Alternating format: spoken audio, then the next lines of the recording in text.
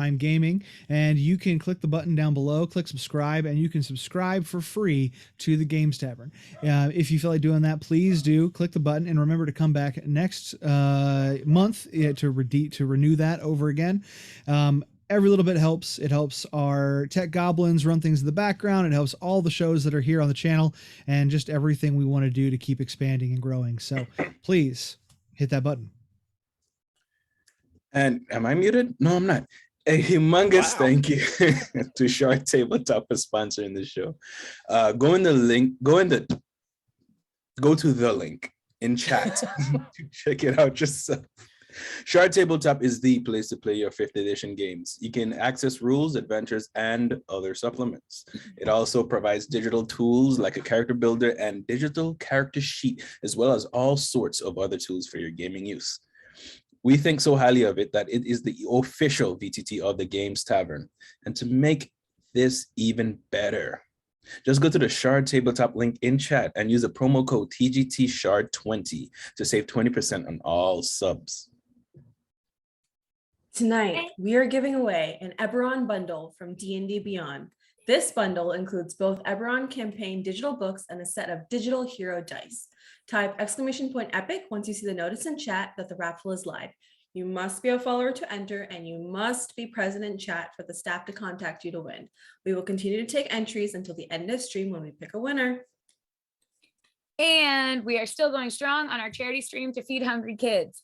The Games Tavern team has partnered with No Kid Hungry to raise money, and you'll have options to support the cast of this show with charitable giving that also supports No Kid Hungry. With each $1 raised, it provides 10 nutritious meals to hungry kids. No Kid Hungry helps kids get a better chance with breakfast programs in schools because learning when you're hungry is really hard. Pre-event donations are now live. This will help your favorite streamers get an edge on the various shows we have running throughout the week. So far, we've raised $4,640, and it's just getting started. That is 46,400 meals for kids.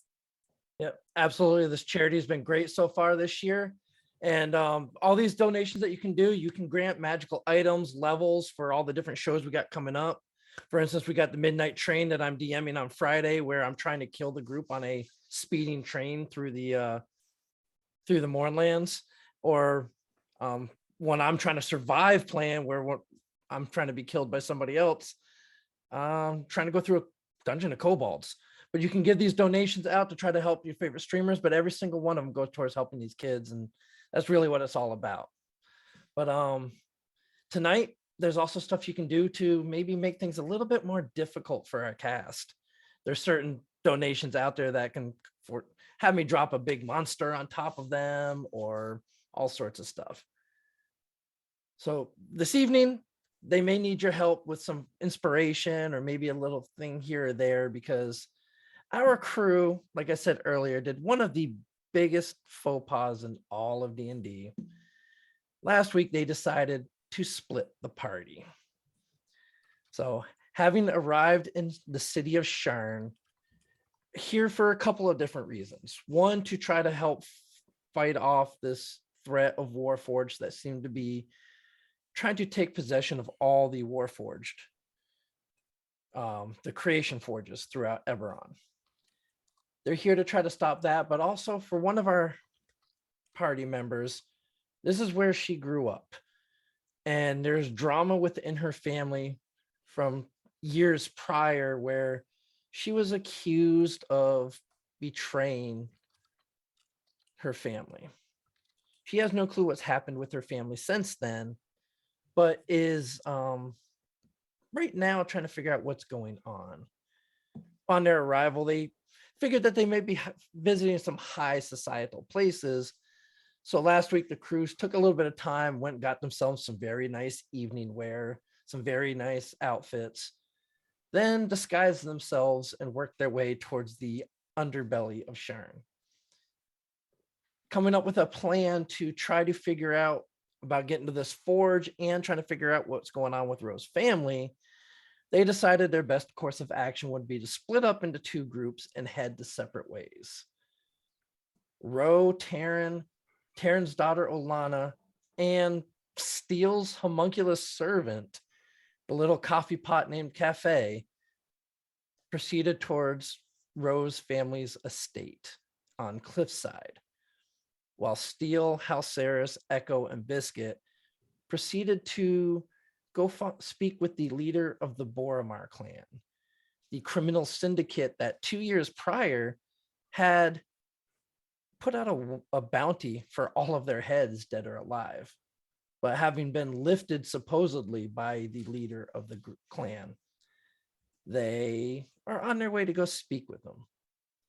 And as I have been reminded, in case you are curious, the hats we are wearing is because one of our party members here is his birthday today. And we're going to see if we can put him through some shenanigans on his birthday to see what's going to happen with him today. Birthday death. I wonder whose birthday it is. I can't Death imagine. Day. DPK, TPK. So, Tyrion party kill. so in TP chat, cake. if you can figure out, if you can get an idea whose birthday it might be, go ahead and put it in chat. Wish him a happy birthday. As we now find ourselves on Cliffside, where Ro, Taryn, and Alana are currently looking upon Ro's old family estate. As you approached, you see the 15-foot high fences kind of surrounding the property. And you notice that there are 8 of the Sharn guard kind of patrolling around the fence. You said 8? 8. They're not all in one group. They're Yeah. in pairs of 2. What's the pattern? There's 2 that are permanently standing at the front gate entrance. And then there's 2 more just kind of walking back and forth along the outside. As we like kind of get closer, I'm gonna stop and I'm gonna grab Alana and Taryn and just kind of pull them back a little bit and like wiggle past and like, you know, like when you like run around a corner and you're like, one sec, back here. Yeah, Ro, as you do that, there's a couple of things that pop into your vision when you're looking at your old family estate. You do see the very familiar crest of your family crest emblazoned with the dragoon on it, the dragon lion hybrid that actually shows that you're wow, I am having a hard time speaking tonight. Shows your affiliation with House Thrask. And something else you see that you don't remember that being there before. You see a bronze statue of a man just out from the main entrance of the house. Statue of who? This would be a statue of your father.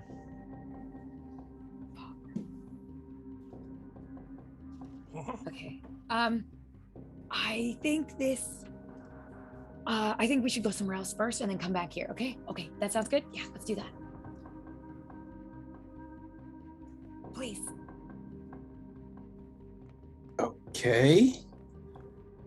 Okay. Yeah. Down the street a little. Let's go. Woo. Okay. So you guys head off down the street. Where are you headed, Ro? To my friend Cecilia's house.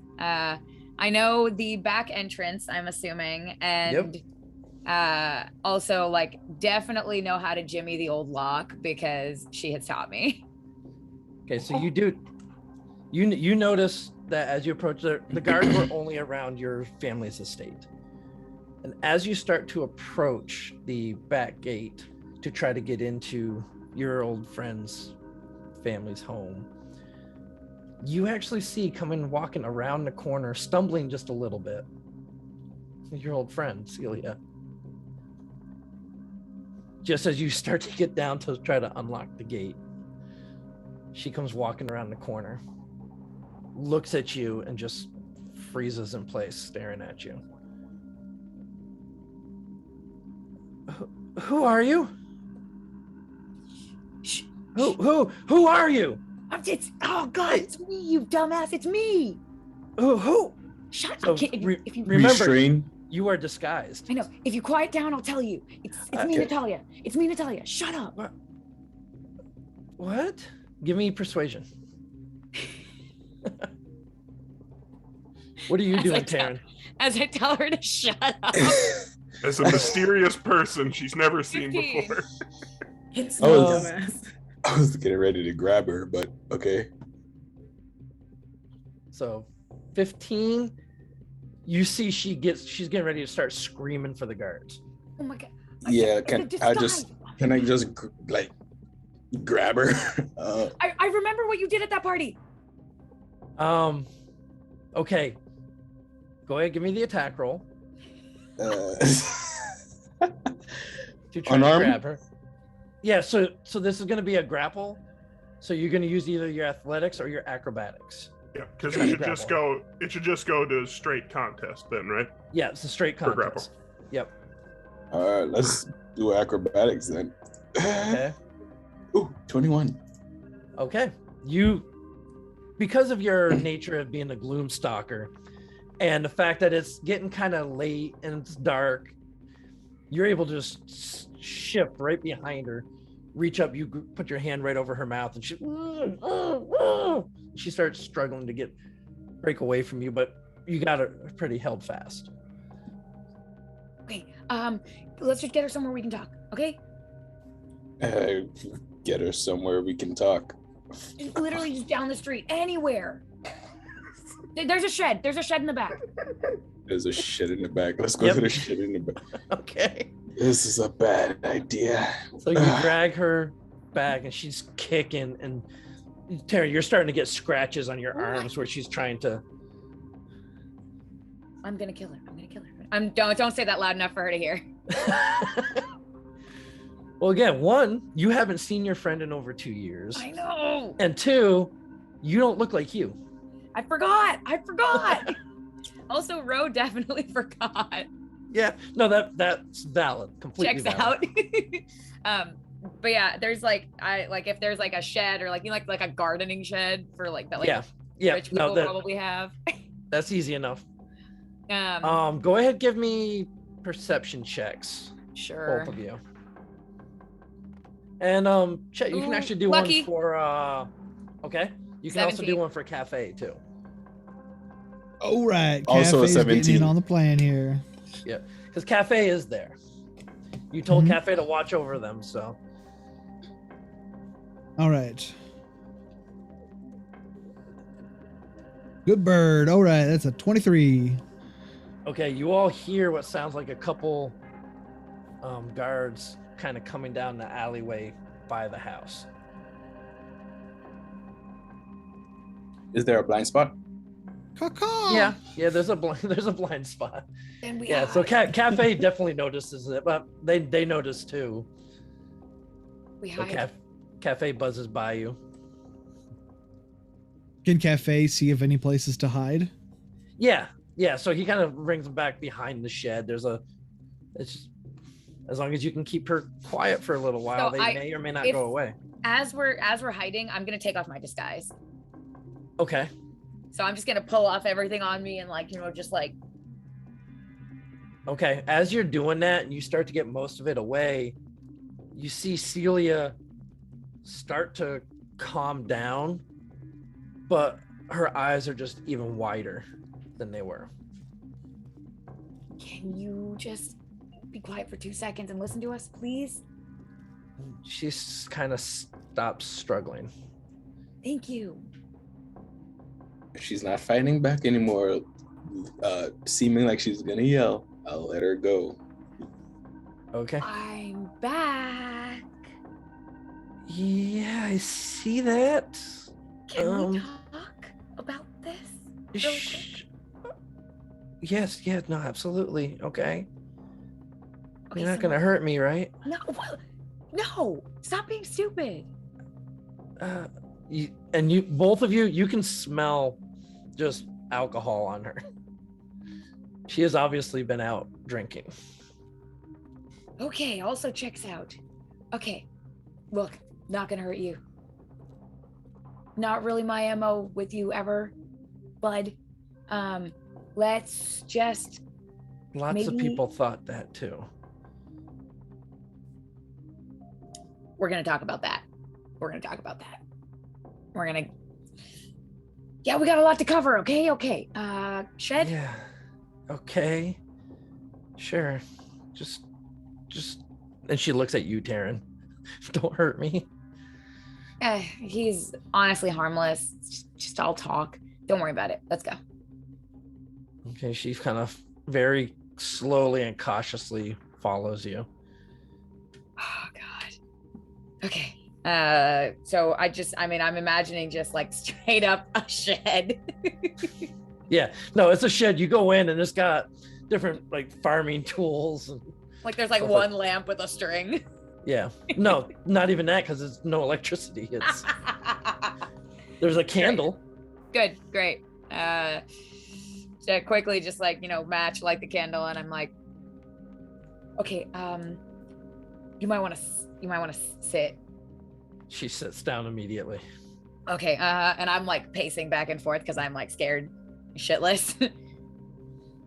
Okay, so I didn't hurt anyone that we have not already discussed me hurting that you didn't already know about. And I didn't betray anyone, and it's a bunch of lies, and I'm not sure who is telling all of them, but I'm here to find out. Please believe me. We all know what you did. What do you know? What do you think I did? Your father. What? What about my father? And she looks at you kind of puzzled a little bit. What are you playing at? You What know happened? what you did to your father. What happened to him?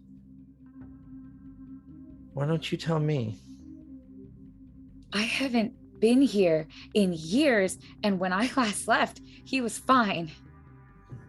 When you last left, you left your dagger by his body.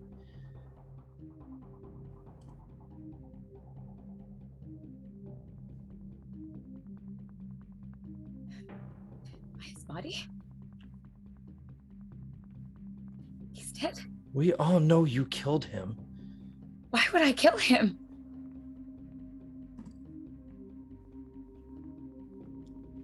Why indeed? Why would I kill him? I don't get anything from killing him. That's what happened. It's That's what everybody said. Who is everybody? The clerics, The clerics. your uncle, your mother. I don't understand.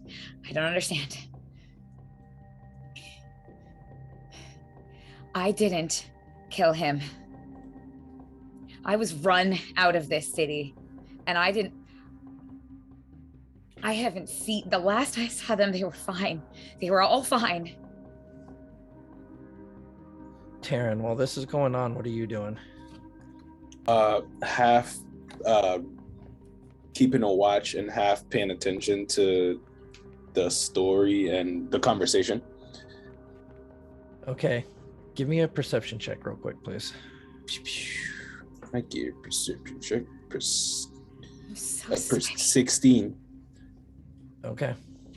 All right. You're listening and you don't hear the guards outside anymore. You kind of hear that it sounded like they were walking away.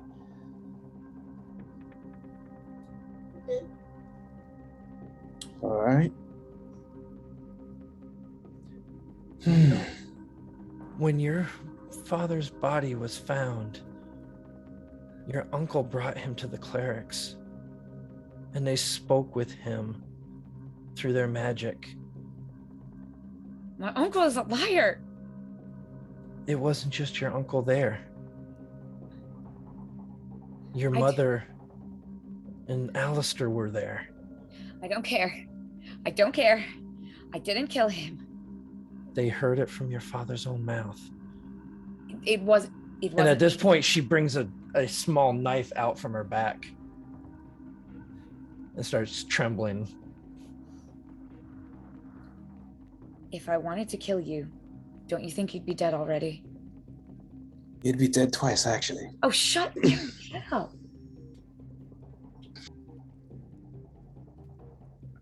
you come to try to finish off your family?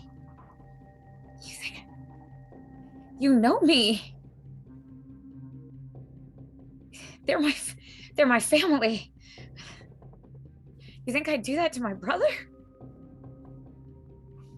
Give me persuasion.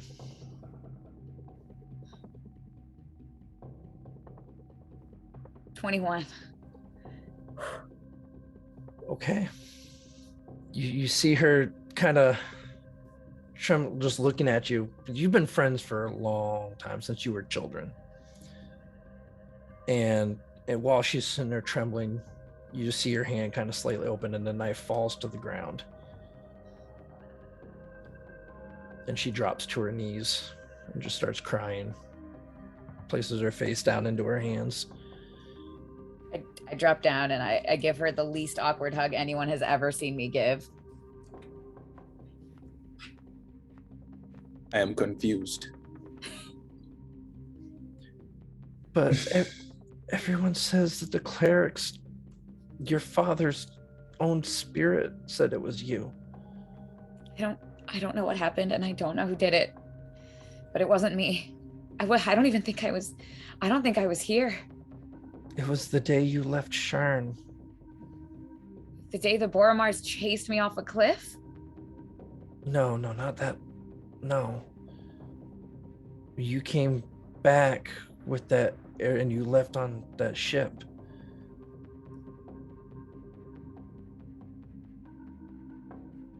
But I didn't see him. I didn't even come here. I was hiding that whole time. We all knew you were still in the city for a long time. But then the day you left, Alistair found him. Alistair found him. His throat slit.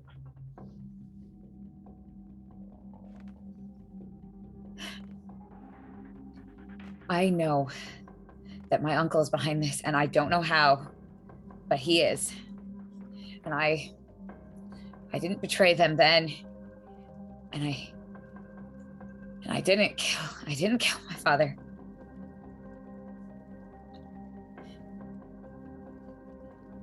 And I need to figure out what happened. And I don't think I have anyone else to go to.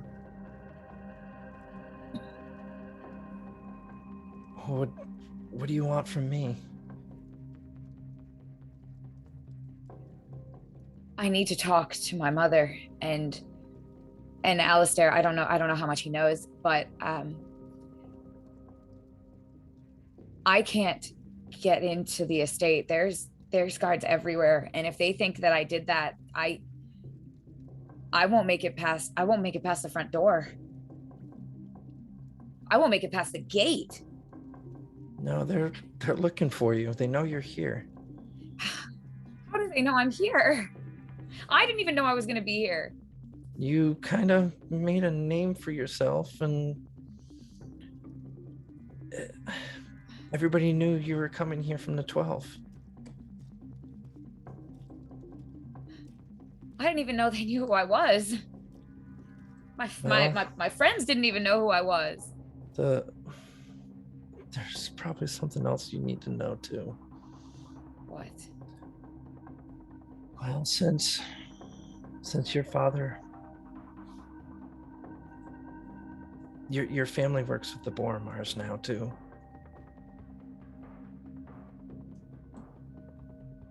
Great. Good.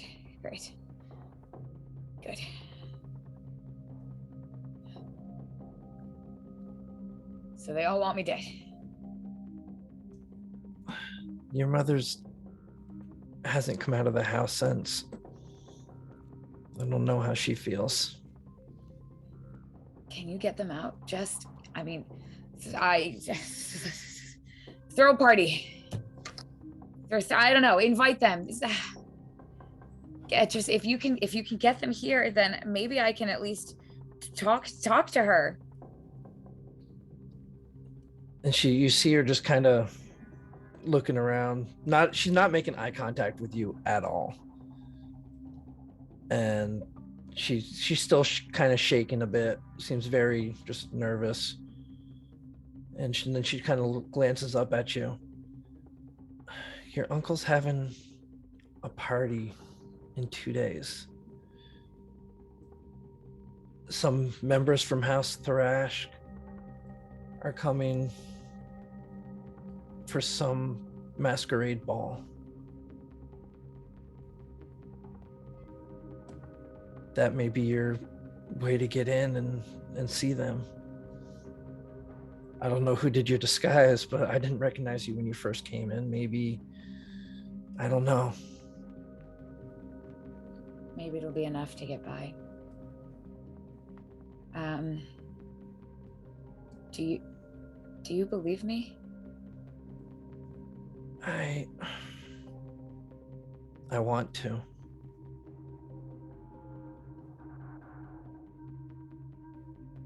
I miss my friend.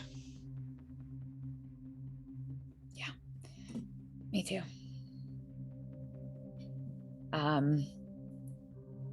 Okay,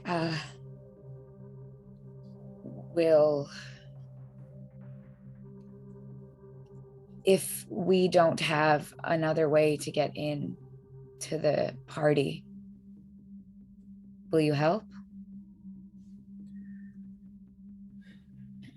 I don't know if I can. Again, I don't know if I can trust you. I don't want to get involved. Fine. The least you could do is keep this to yourself. Yeah. That I can do. I deserve that much.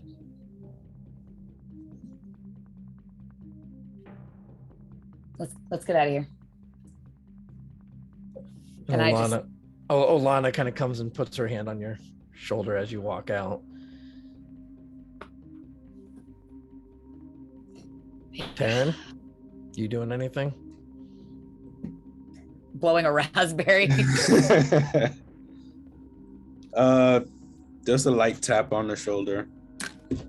Don't have the words for this. So just a light tap on the shoulder to show my solidarity that I'm there for her. If that's something.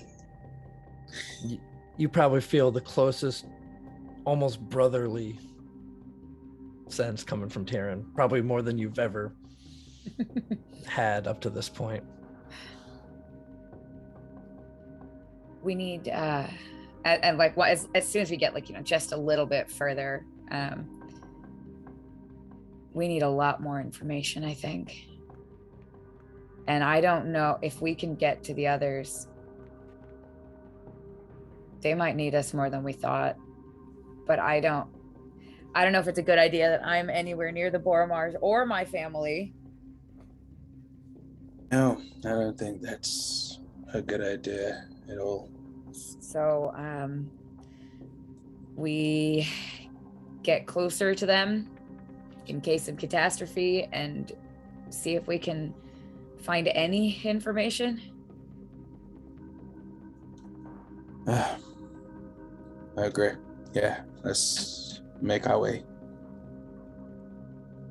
All right. Ro, go ahead and give me a stealth check now that you have taken off your disguise. Fuck. With advantage. Thank you.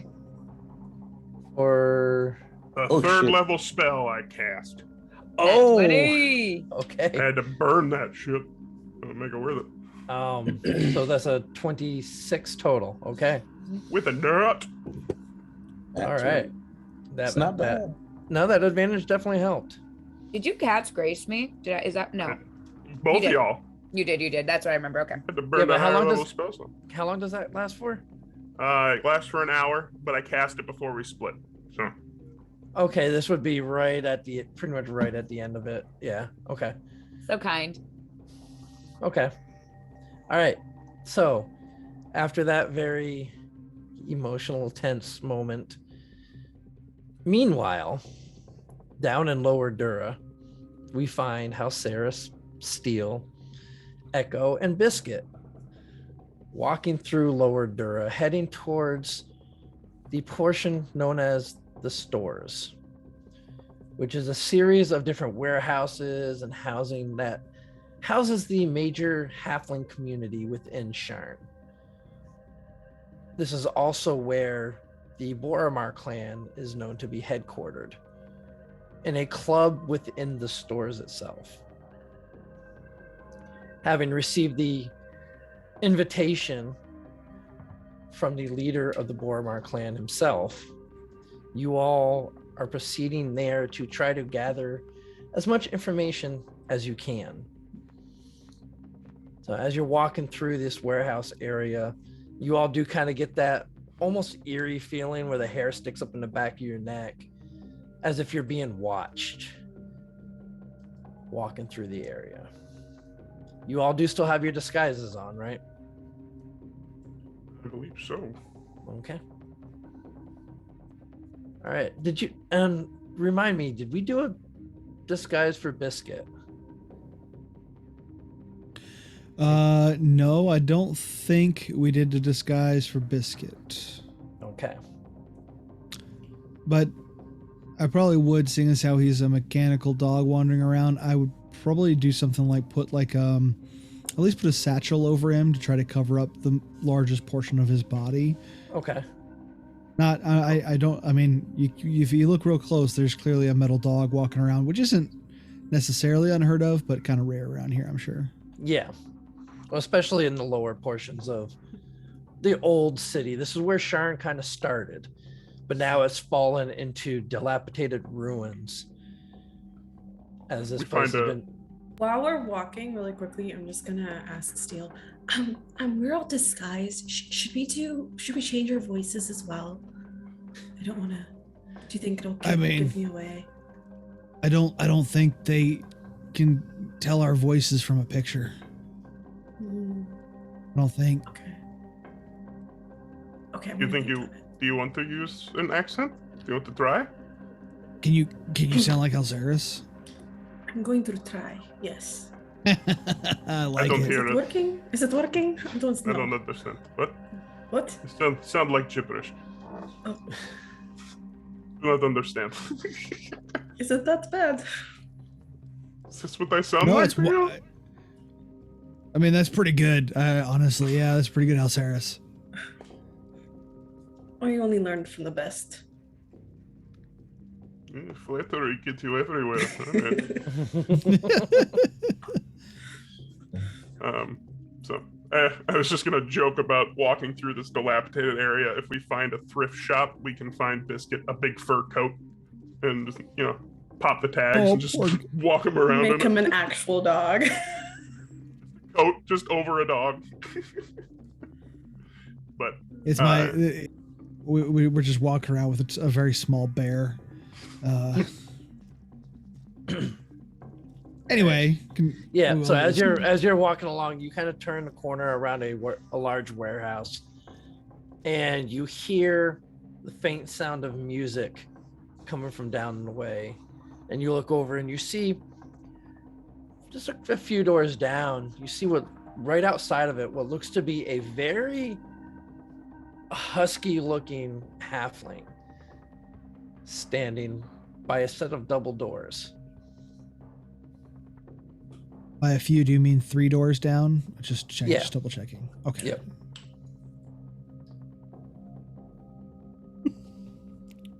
Yep. And you see him just, he's kind of sitting there, arms crossed, just kind of looking up and down the way. And you see a couple halflings come by, and he nods to them, and they go right by him into what you're guessing is probably rave. It's the club, like one of the casino / taverns that is down here. And this is from what gathered from the information that was provided in the letter you received from Satan Boromar. that this is probably where you were to meet him. Does anybody look at all fancy going in? We have our fancy clothes. Oh, we didn't. We're not I- wearing our You can put your clothes. fancy clothes on. I'm just checking. Yeah, I've got no. fancy clothes in the bag. So that like the halflings you saw that went in there, their clothes looked very worn. Okay. So we fit in just fine. It's a casual club. Yeah, it doesn't look like it's a upscale establishment. And being down here in Lower Dura, odds of it being upscale are pretty slim. Fancy clothes are a signal to get robbed around here. So But what are the bouncers wearing? Are they in monkey suits?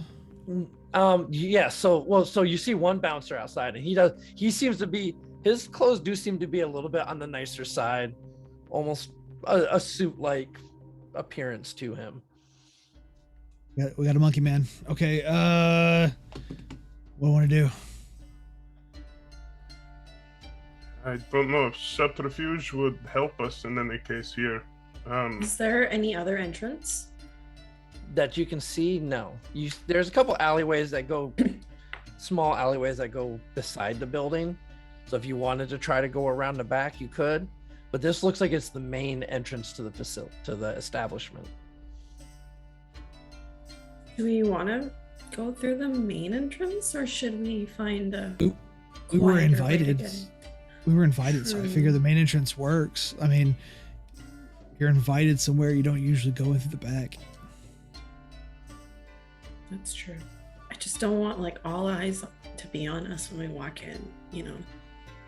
In fairness, Uh, you are both very tall, and we are going into a halfling-dominated neighborhood. So I am Like- I am already just accept that I will already have most of the attention. Just it's fine. I'm sure they won't even notice you. I get a little bit shorter. just in comparison, it's like, oh no, who's that over there? But, all right, I think we just go approach the bouncer, and Okay. So as you start to approach, you see the set of double doors open, and walking out, you see somebody who seems to be quite a bit taller than the rest of them. You see the figure of a young man. Looks to be maybe 15, 16 years old. Walking out, dressed a lot nicer than you would expect for this area. Flanked by two halflings. And he walks out, kind of looks down towards you guys, looks down the other way, and then reaches and pulls a hood up over his head and starts to walk off away from you guys. I need each of you to give me a perception check real quick. as he skulks away, does he still have his halfling guard with him? They seem to be sticking with him, yeah. That is a 13. Okay. Natural 20. I got a 12, and the dog Okay. got a 16. Okay. So Tell me all your secrets, Phil. yes. Okay. So Echo, Steel, Biscuit. There's just something about this kid that seems very familiar to you. You can't He's a quite kid? place it though. He looks to be about 15. 15, 16 years old. Okay. Halceris, with your eagle eyes and you're 28, you've never seen him before, but he looks very much like one of your party members. I found Taryn's other kid. All right. No. Oh, Tyrion had a halfling son. So when he halfling. when this kid looked down in your direction, you saw a very striking resemblance to Ro.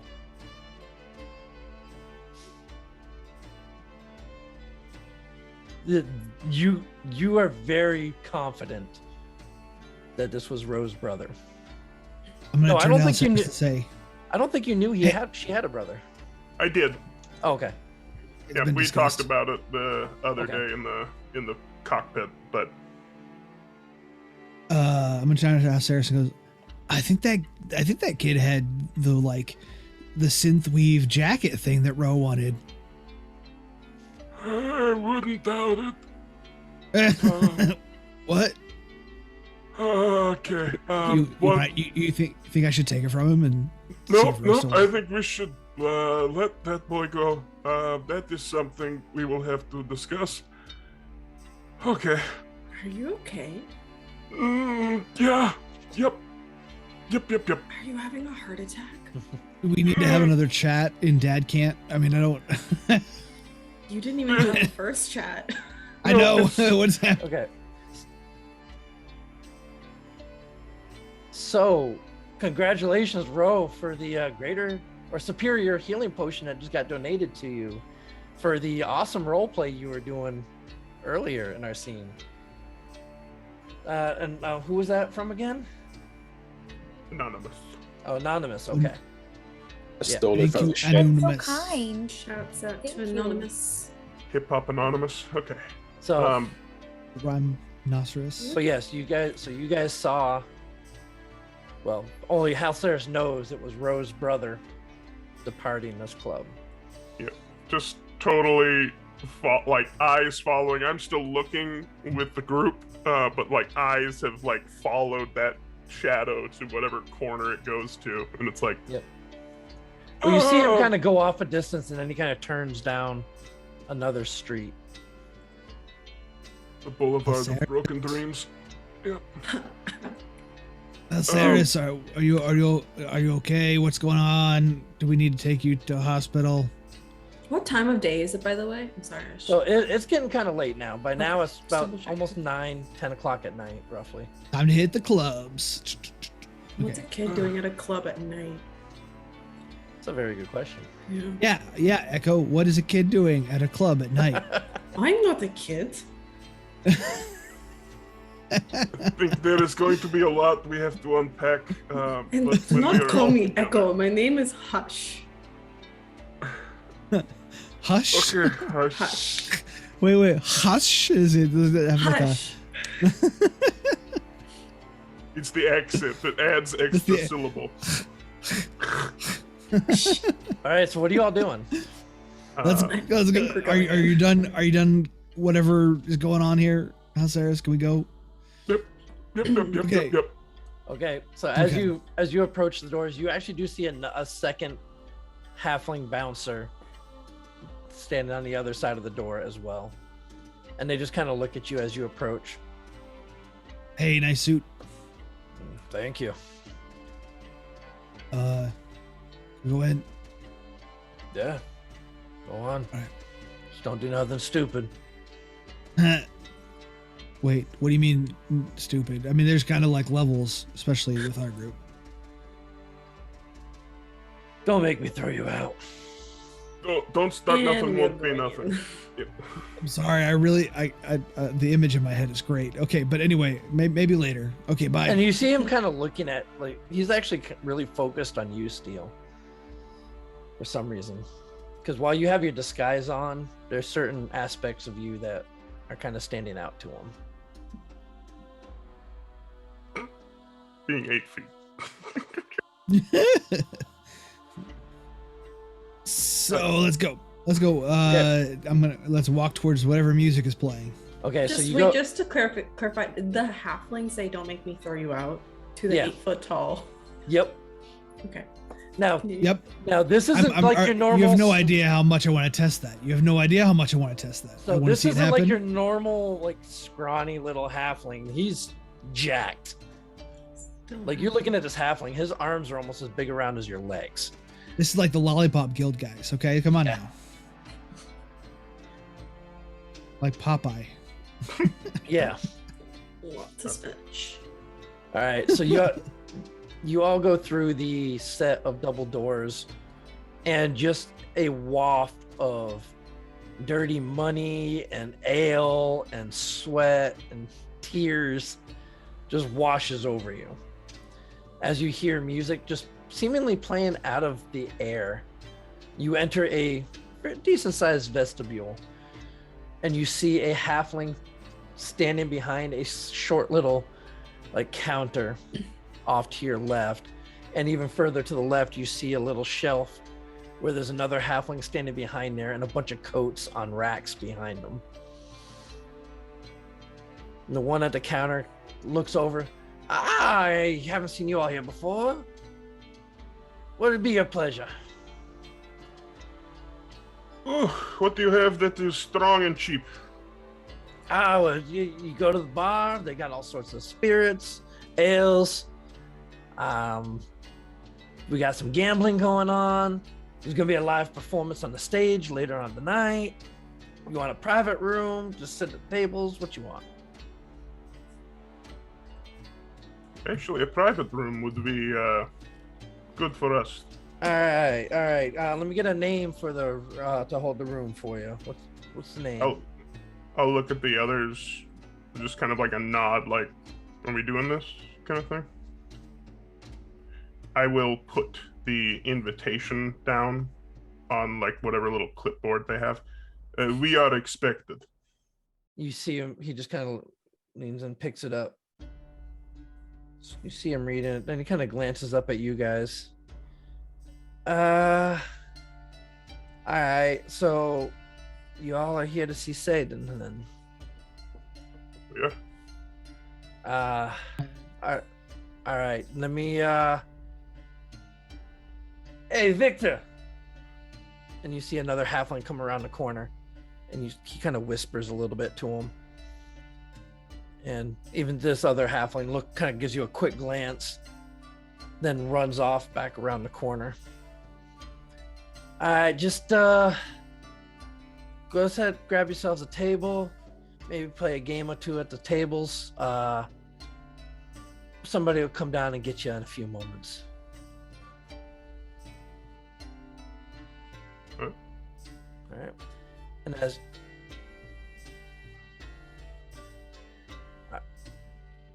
all right, we just got Warrior Streak just donated an auto critical hit to Tavern, saying happy birthday.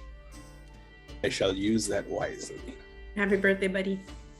Yes, we're gonna have to find a reason for you to need to use that today. 50-50 shot, he used it wrong. Yeah. All right, so you all, as you proceed in through the vestibule area, you enter a large room. You look and you see what looks to be 8 different gambling tables, kind of all spread out in a line. A large stage is kind of off to your right a little bit with a bunch of tables around it. And just on the other side of these gambling tables, you see a bar with a halfling just bouncing back and forth between different patrons. What do you all wish to do? I'm gonna hang out here and wait for them to come get us. What's the plan? I think exactly that. We have to. I think we should probably get some drinks. Maybe do something. If we take a table in the center, I look over your shoulder, you look over Steele's, Steele, you look over mine. We'll keep the place surveilled. Okay, so just kind of give you an idea of what this layout looks like. If you all will look at Shard. Why would there be a map? To kind of give you an idea of what the layout looks like. So you all came in through the center area. And now you're looking at, you got, like I said, the stage kind of off and over to your left, which looks to be there's instruments getting set up and stuff like that, trying to get ready for some sort of show going on later today.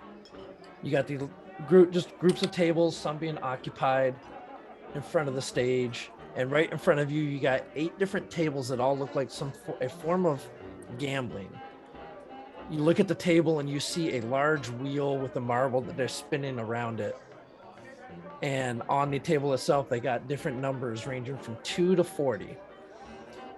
And you see people placing bets down on them, and sometimes the marble lands on their number and they win. Other times it doesn't, and they lose. Is there a minimum bet stated anywhere?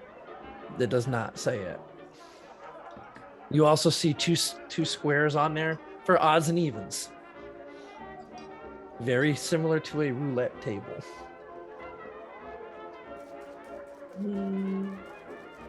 Over on the other side of those, you do see the bar set up with the halfling back there. A few patrons sitting at the bar enjoying different drinks. You see small rooms off to the far left where it looks like little private rooms. And then a large like party room kind of set up as well. See y'all do? Echo eyeing the table. It's like, Yeah, my eyes are on the gambling table, all the games playing. I'm like, I know we have something coming up, but I've never played before. Can we give it a go? Yeah, I come on, let's go. Can we give it a go? Yeah, sure thing, Hush. Whatever you would Pick- like. pick your table. Okay. So you go up to one of the tables that do you want to go to one that's got a bunch of people at it? You want to go one with no people? What? If there's like a couple of people around, that's okay. I don't want them to go to a Okay. super crowded one. Yep. Okay, so you go to one that's only got like 2 or 3 people at it. And you see them each. I'll sit. I'm gonna join. Okay. And you see like one of them, a halfling reaches out, drops 2 gold coins on a number. Another one drops 5 silver on a number. Oh, so how much do you think we should give?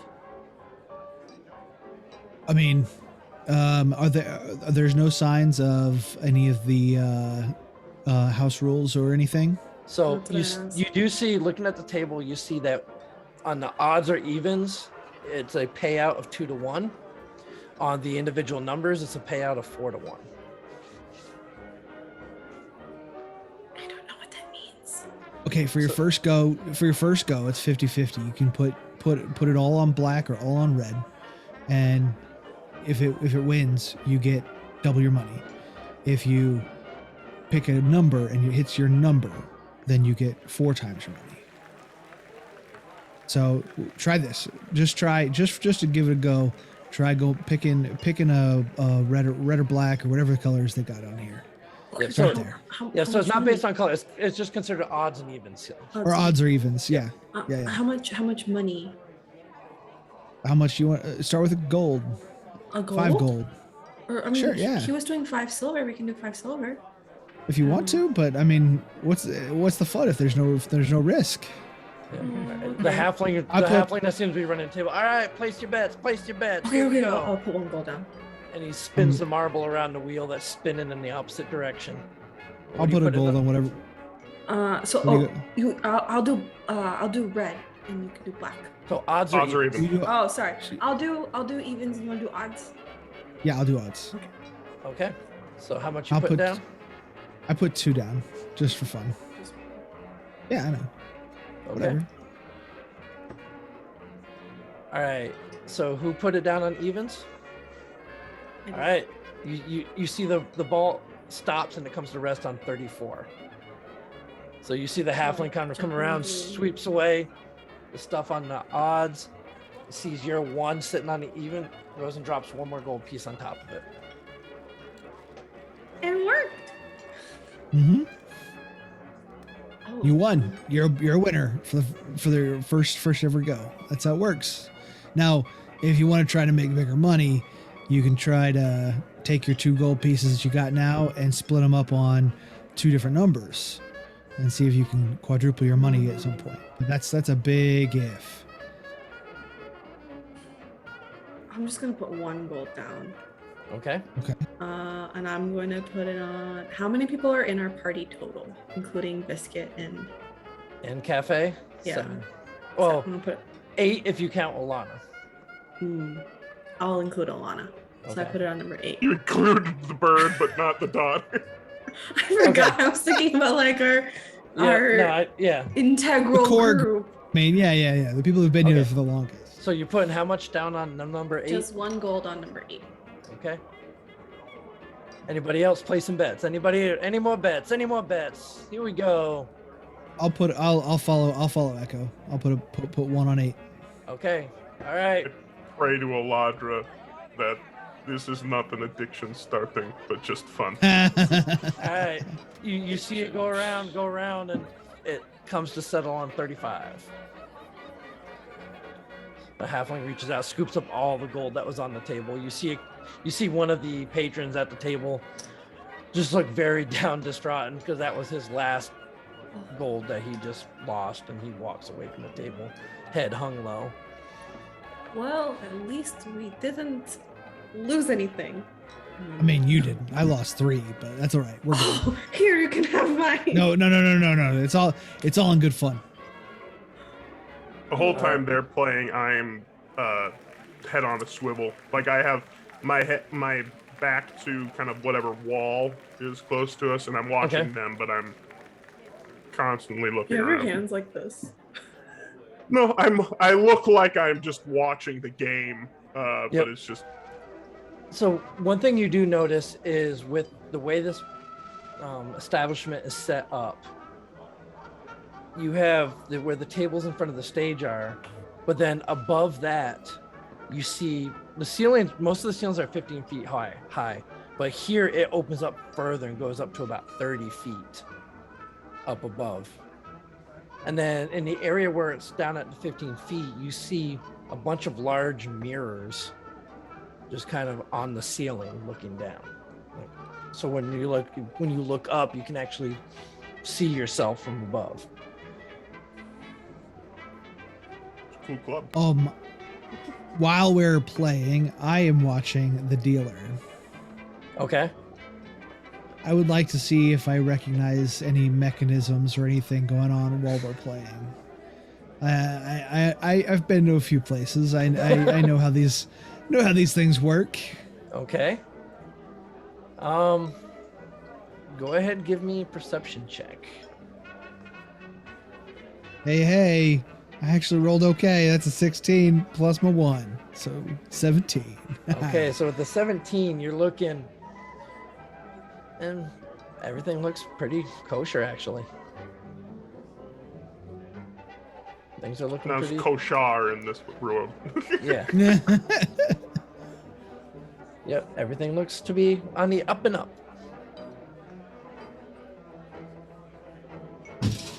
All right, are you guys gonna keep gambling while you wait, or are you guys gonna try to?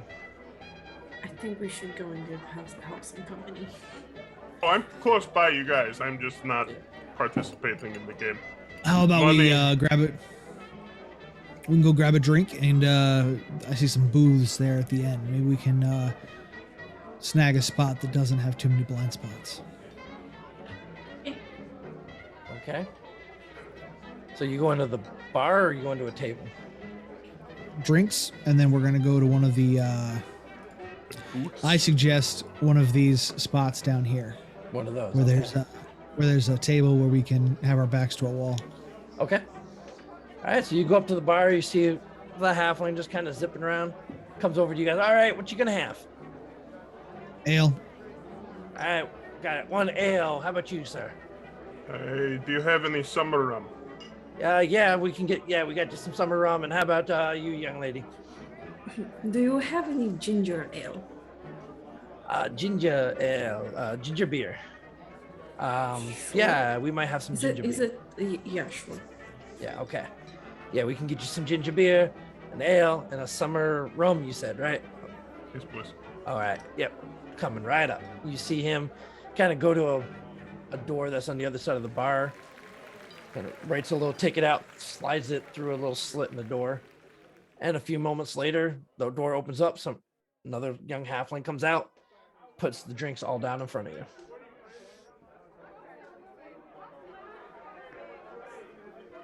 Fantastic. Let's go sit down. Start the tab. All right, you got a tab. All right, what's the name? You could leave it under the Fallen Star Company. Fallen Star Company. All right, we got you. All right. Don't forget, We're undercover. you don't We you don't dropped pay off up, a we letter. find you. All right, yep, just go ahead. You're going over one of the booths. We got you. We'll send somebody out in a little bit, check on you. All right. All right. So as you come over to one of these booths and you get a little bit better view of that opening in the ceiling, and you look up and you see a couple halflings almost leaning over a railing, just kind of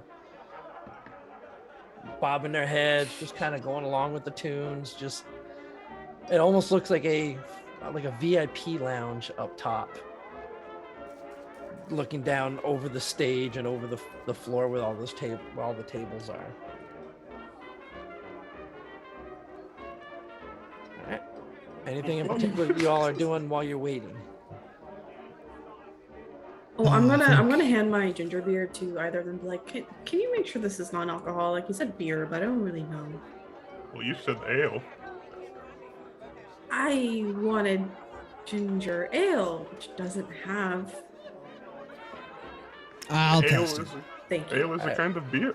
Yeah, so you take a sip of it and it's not. There's no alcohol in it. Do the dad tax. Take a big gulp out of it. Yep. Always. Oh wait, did the dads bring their daughter out on a We're first club. First visit to the This is casino. how you gamble. Yep. Yeah, but this is how you drink. As you can see, this is how you lose all of your money, as you saw earlier. The dad's corrupting their daughter. One dad is. The other one just bystand, like what's Yeah. up? Yeah, Not you didn't stopping stop it, it. but no. All right, so anything else you all are doing while you're waiting? I sip my rum. Okay. So, Halceris.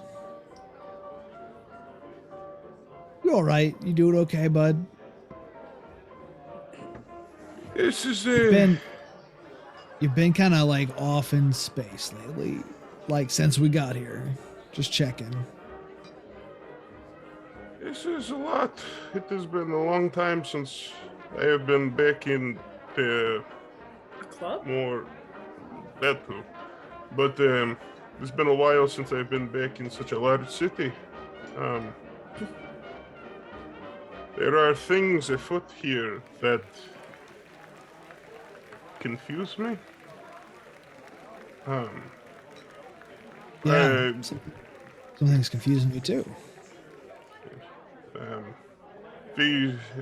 We can talk more when everyone is together. There is something that Ro needs to hear.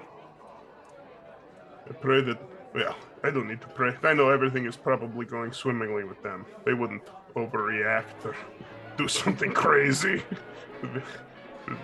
Big swig of my rum. Well, they hopefully Tyrion's taken on some responsibility, perhaps.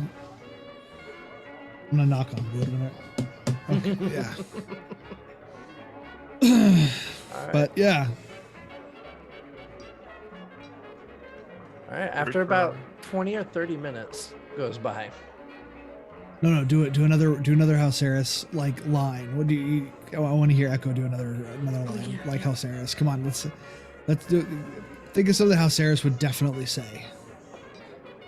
I pray to the sovereign. Oh yeah, that's good. Yeah. I don't know what you say. Hold on, can I try one? Hey, now stop it! Stop it! So I feel like that's something he would say a lot of. I don't think he's ever said stop. It's the. Maybe it's just what his face is saying. I don't know. It's. Why don't you try sounding like one of us? How do we sound? Okay. I have an idea. And I will lean back in the booth as far as I can to get shadows in front of me. Be like, hello, I have the Viceroy, and I am scary. That's a good one. That was actually legitimately scary. I don't think I've ever been worried about Tyrion being scary, but Well, I mean that actually was better Tyrion For than a Tyrion. second, I almost couldn't see you. I look up. Someone's making fun of me. Your ears are itching just a little bit. I feel the shadows coursing through your veins. As y'all are kind of having this moment of levity, doing impersonations of not only yourselves, but of the rest of your party members. A halfling dressed in a very fancy looking suit comes walking from the small hallway off just to your left. Comes right over to the table, does a nice low bow to you all. Sidon is ready to see you now. All right. Please follow me. And he leads you back down the hallway that he came, heading up towards the stairwell down in the lower left-hand side there. You work your way up the stairs. You come into a long hallway. You see a few doors on the right side as you go. Brings you down even further, and you find yourself in a decent sized area. Not too adorned. There's a cat. Oh wait, you can see it's clearly a waiting area. But he brings you right through a set of double doors, and as you walk through, you see two more of these hulking halflings just kind of standing off on the side. Just very nice suits, ties, all the 9 yards. And then he brings you. You see him. As soon as we pass them, Yep. I'm just gonna whisper, like, very quickly. Do you think they all work out together? Like, do they have a regimen in common? I mean, maybe.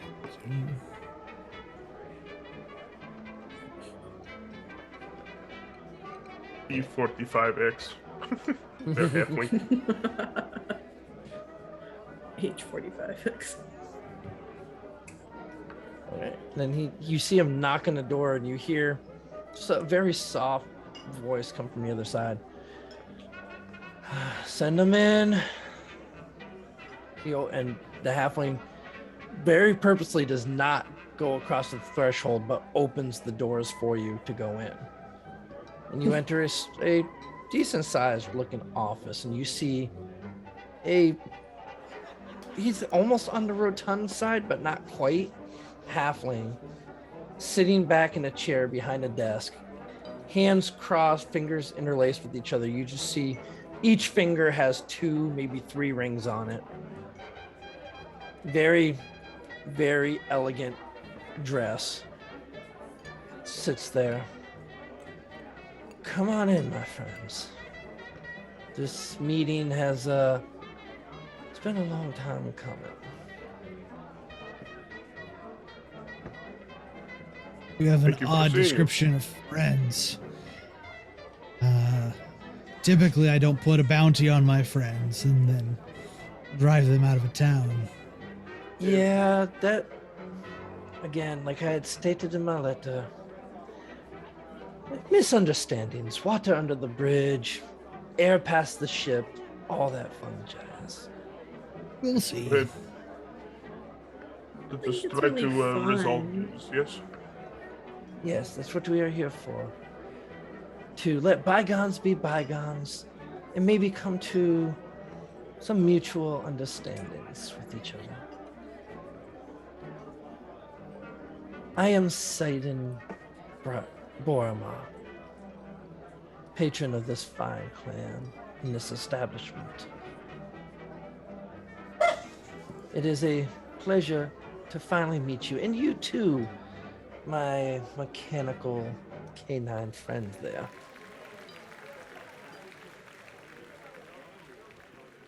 It is a pleasure to make your acquaintance. To meet the head of a house is always a great honor. And he kind of bows his head slowly. I was one under the impression you all looked a little different. And Traveling in Sharn, you cannot be too careful. that is very fair. Very fair. And from what I understand, there was supposed to be more of you. Where are the others? They had other business they had to attend to, but we felt confident that the 3 of us could speak for the group for now. That is fair. I really would have liked to have met all of you. Perhaps maybe sometime soon after our business is concluded today. Can't always get what we want. True. And you, which one are you? The disguise is kind of throwing me off a bit. Me? Steel. Ah, Steel. Just Steel, no family name. None you need to worry yourself about. I see. And you, sir? You may call me Hafsaris. Sass. May the Sovereign guide you from what I hear. And I'm judging through the makeup and the disguise. Based off your build, you must be Echo. That's me. It's a pleasure. Very charmed. So, shall we get down to business? Think this would be best? I understand that you are here on behest of the 12 to destroy the Creation Forge below Shan. Is that correct? It seems a little odd to me that you'd have information so quickly after. I mean, we made pretty good speed getting here. Yes. Airships travel quickly. Information travels quicker. Never underestimate the sending network. So it is about this forge that I wish to maybe broker an alliance with you. I'm all ears. I don't want you to destroy it. I would actually like you to retake it and bring it here. Not something easily brought to anywhere. Ah, yes, the other forges. So this Creation Forge is quite unique, actually. It is roughly only a quarter the size of the others. This one is actually quite mobile. That's how it was able to go so long undetected. And, you know, between us, that Creation Forge is going to be worth quite a sum of money. So you want to sell it? That is my plan. I'd be willing to pay you, of course, for it. The sum of 10,000 gold pieces.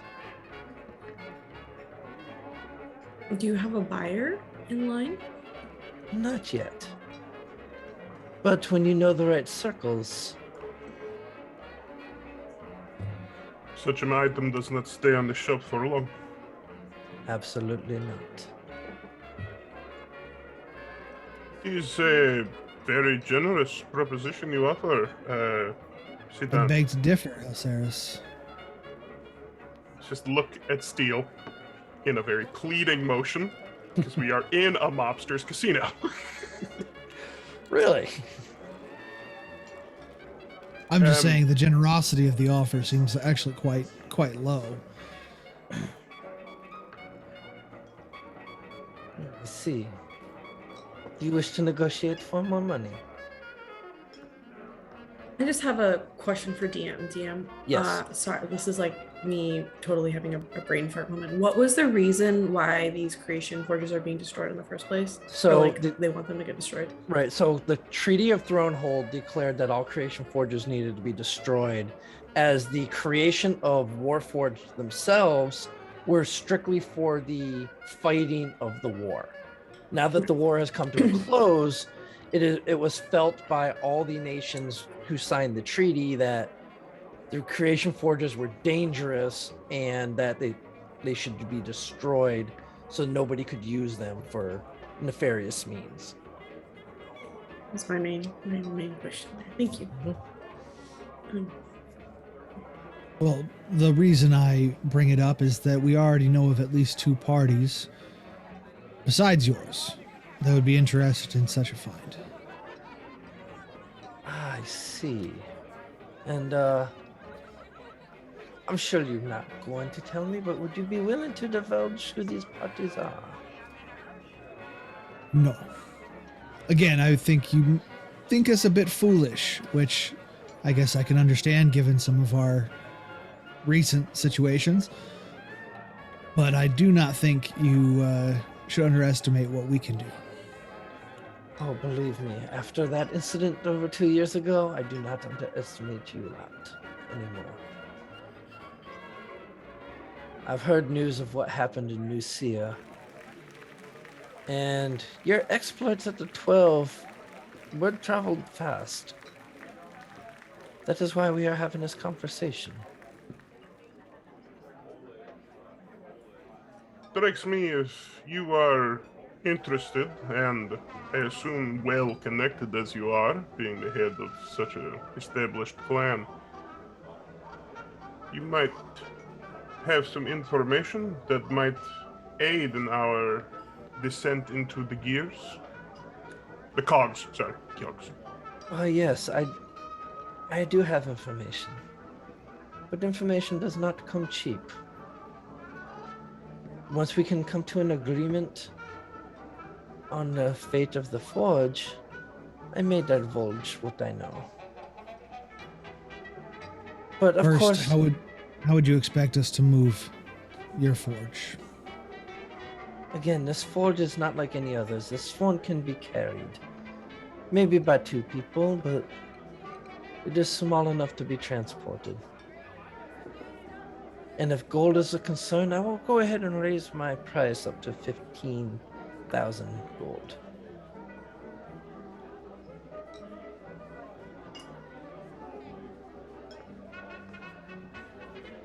You see him just kind of crack his knuckles.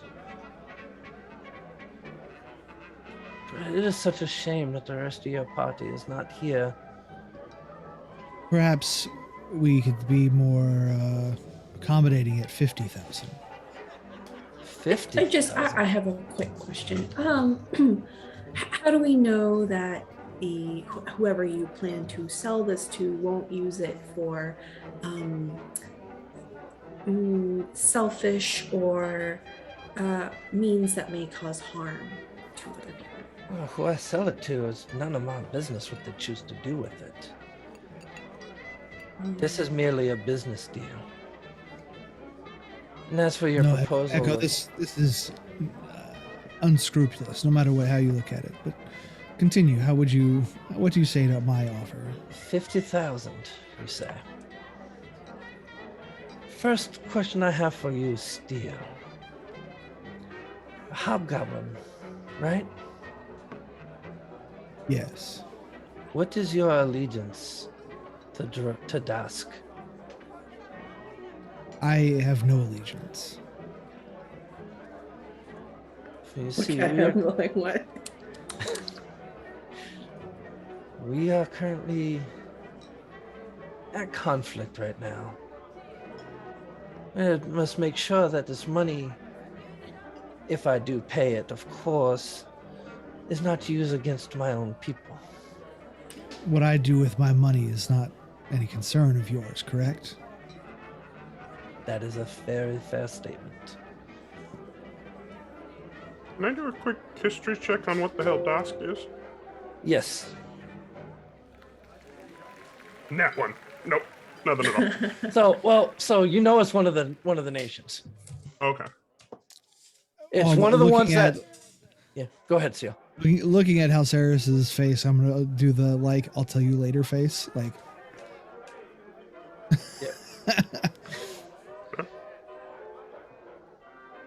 I think 50,000 gold is a fair assessment. I think we can make a deal with that one. What say you?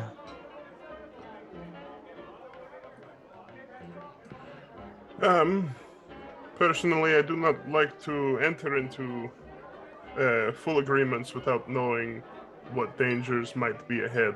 Although part of our business has been exploring the unexplored, but I have a feeling that your network has some roots within the cogs that might at least bode some foreknowledge into what we might expect. Oh, absolutely. But until we have an accord, my information remains where it's at. Do we have a deal? 50,000 gold for the Creation Forge.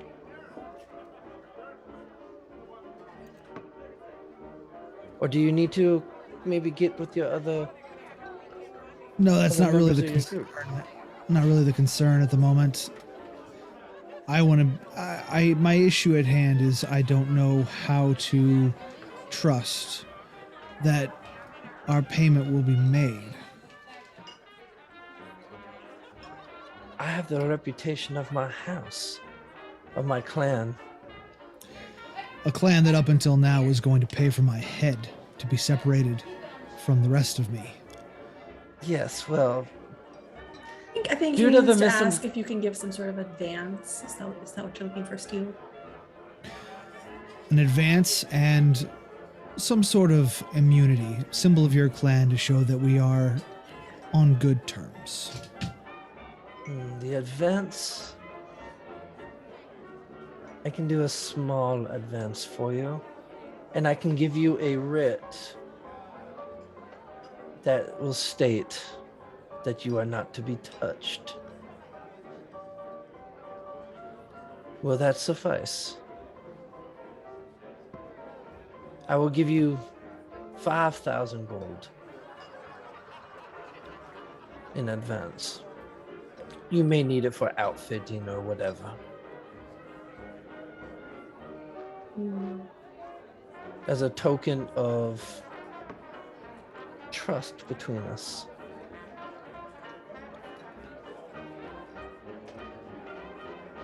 And then I will have the writ drafted up for you. May we have a moment in private? By all means, you may step out into the foyer.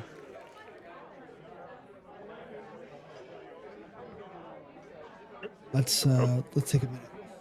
Okay. So you all step out. You do see the two halflings in the entryway right there. And you step through the other set of doors, and there's that little like welcome area that you saw with the couch and a small coffee table in front of it. I'm sorry, what are we doing?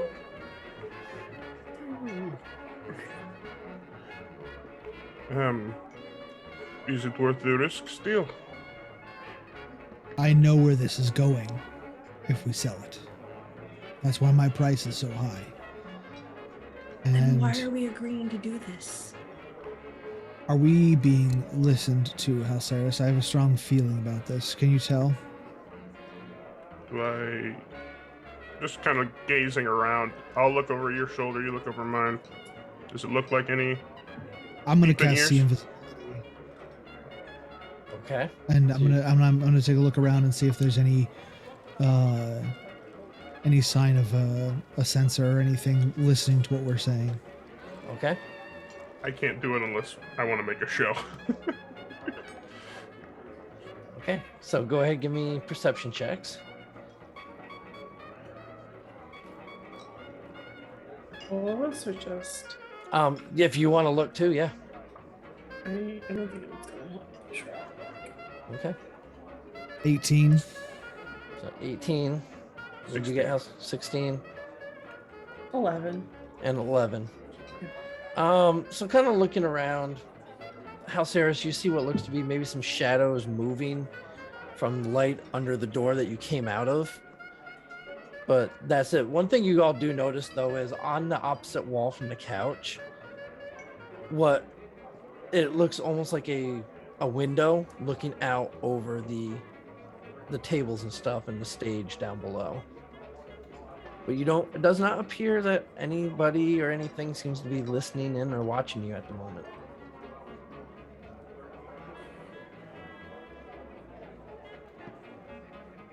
I think that it would behoove us to make sure there is stipulation in the event that we cannot recover this artifact. Or- Things go wrong. So yeah, make sure that we have immunity regardless. Things can happen. There's terrible times, and we know what's down there. Well, we have an idea. Let's do that. So lost. We're going to make sure we have insurance before we take this on, Okay, but why are we taking it on? so that we can commit fraud.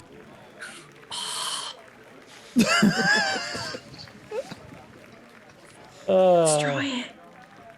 Shh. Hush. All right. Okay. Bestie. Okay. So we go back in. Okay. You Okay. head back in, and you see the two halfling guards that were sitting there. They're still in the same spot. And you go in, and you see Satan just still sitting there, fingers interlaced on his desk.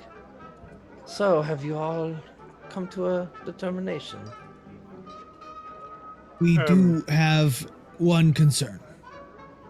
One of our potential buyers might not appreciate us making a deal ahead of time, so we would like insurance that should something happen to this forge, we are not held liable for the advance.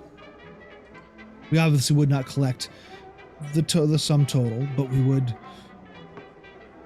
have no ill will between us. These forges are often protected very well. We have encountered them in the Mournlands. Yeah, we technically accidentally blew that one up. It was the circuitry inside of it was so damaged that it could not be helped. I need you both to give me deception checks. I'm gonna take advantage on it. I'm gonna do the same. Don't I have that too? Yes, you Yeah, because you guys didn't accidentally blow it up. You set off the self-destruct No. sequence. No, we didn't. No, we did not. We were extending the self-destruct sequence. You failed. Yeah, but we didn't. So we didn't actually. I'm not lying. We did accidentally set that one off. Just You that just that was accidentally set it off early. too early. Yes, exactly. Yes. It's an omission. It's not a lie. Uh, I'm yeah, fine. I'm but- fine with it. I'm just yeah. kidding. Doo-doo-doo. Oh, I don't even. Why did I do this? Yeah, you never used deception. Mm-hmm. Okay, how serious? That wasn't my concern. My concern is I don't have my character sheet up. Okay, there we go.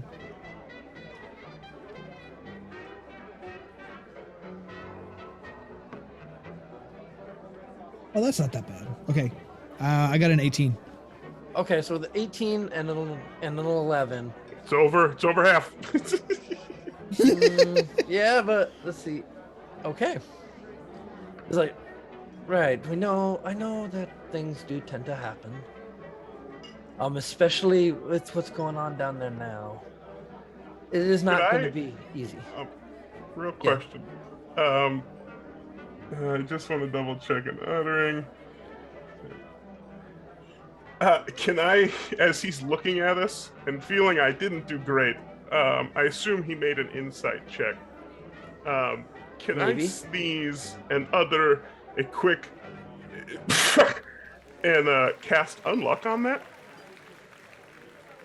What are the components for unlock? It is a reaction which I take immediately when I see a creature within range, make an ability check, saving throw, or attack roll, and utter a swift curse that brings unfortune on an attempt.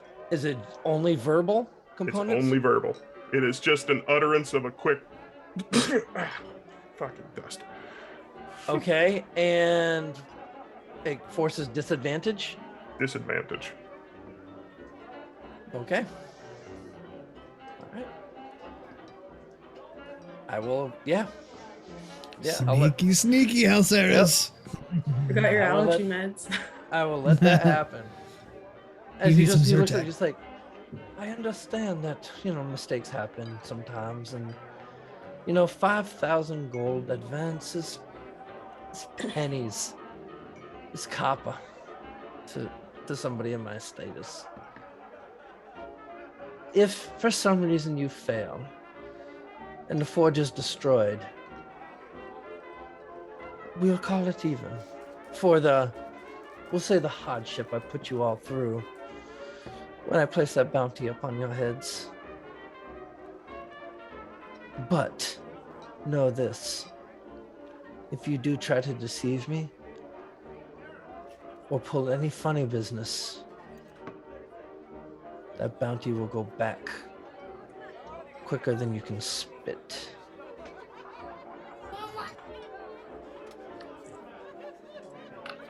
Understood. You are most generous and quite fair. So is the rest of your group going to be joining you so that I can make sure we get all the proper paperwork together for you all? We can take care of that as a company. We work together. The LLC is fine. Ah, I see. Very well. If you all would go ahead back downstairs, have a couple more drinks while we draw up the paperwork and get your money together, and we'll bring it down to you shortly. All right. And he stands up and reaches his hand across the desk to try to shake your hand. I'll take it. All right, you shake his hand, and pleasure to do business with you. Glad we can be working I still together. have seen invisibility up. Yes, do I you see do. anything out of the ordinary here? No. Okay. You do not. All right, and then you all depart and head downstairs. Mm-hmm. Okay. So you all head downstairs and you go find that same booth that you had that was still available, still open. You all grab a seat while you wait. Barkeep comes over with refills of the drinks that you had prior, saying that your drinks are on the house. Oh, well, thank you. By the way, do you serve spiced potatoes here? Can we get some spiced potatoes? Yeah, we can, we'll send something to the kitchen. We can get you some spiced potatoes. Anything else y'all want to eat No, thank you. before the kitchen closes for the evening? No? Okay. We'll get that set up for you. And you see them head off to a room kind of back towards the entrance. And you all wait for your business deal to be concluded. And I think this is actually a good time for us to go ahead and take a short break, as the two parties have now handled their separate things. And we're going to come back to see what happens next with this group's divided. Before we go, though, let's see. We got some reminders for everybody. Got our giveaway. That's Yes. right. Today we are giving away an Eberron campaign bundle from D&D Beyond.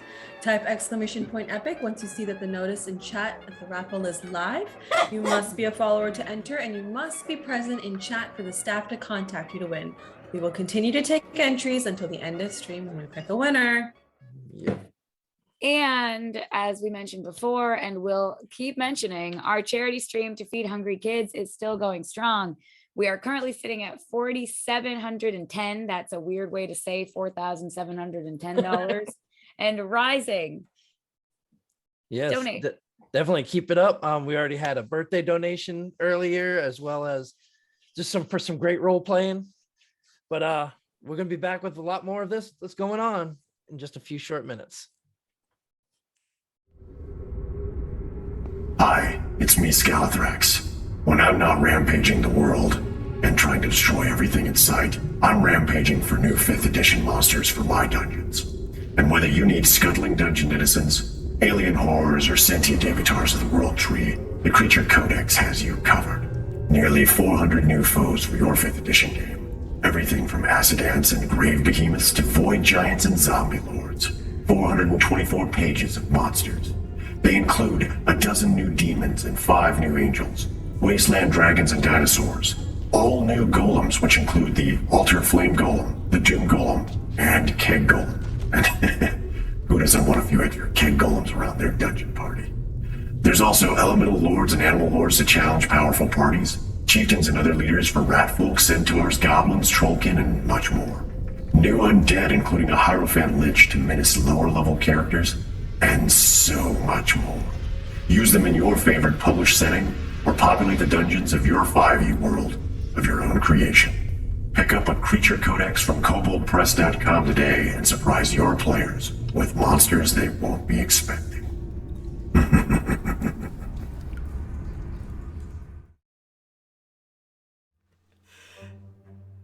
Hey, thanks for watching the show.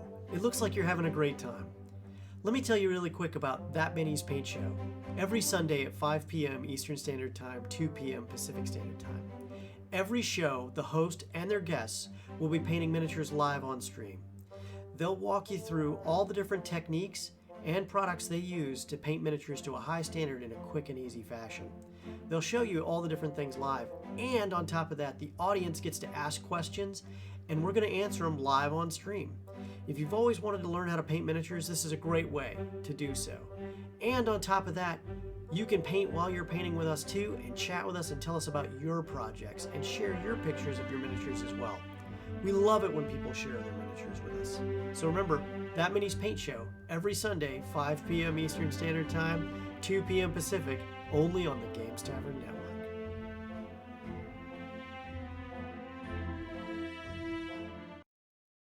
Hello, I'm Ardor of the North. When I'm not raiding Scalathrax's dungeons, I'm seeking tomes of magic to bring back to the wizened wizards of my own kingdom. And that's why I'd like to tell you about a tome called Deep Magic from Kobold Press. Their kobold minions have traveled the plains, seeking the secrets of magic. They've unearthed ancient tomes of forgotten civilizations. They've been bargaining with demons and creatures of the void, and scaling towers of Shadowfame mages to unlock their secrets. Their tome, Deep Magic, includes dragon magic, elven high magic, shadow magic, angelic wards, ley lines, illumination magic, rune magic, time magic, mythos magic, and even alchemancy. Now they pass along their hard-won knowledge to you in Deep Magic, an arcane series for 5th edition. Here you'll find new schools of magic, arcane traditions, new and variant spells, magical feats, spell-slinging NPCs, and so much more. There are even more schools of magic than I've even mentioned. This book is 356 pages of pure magic to keep your players guessing, and your campaign fresh for years to come. You can buy it now at koboldpress.com.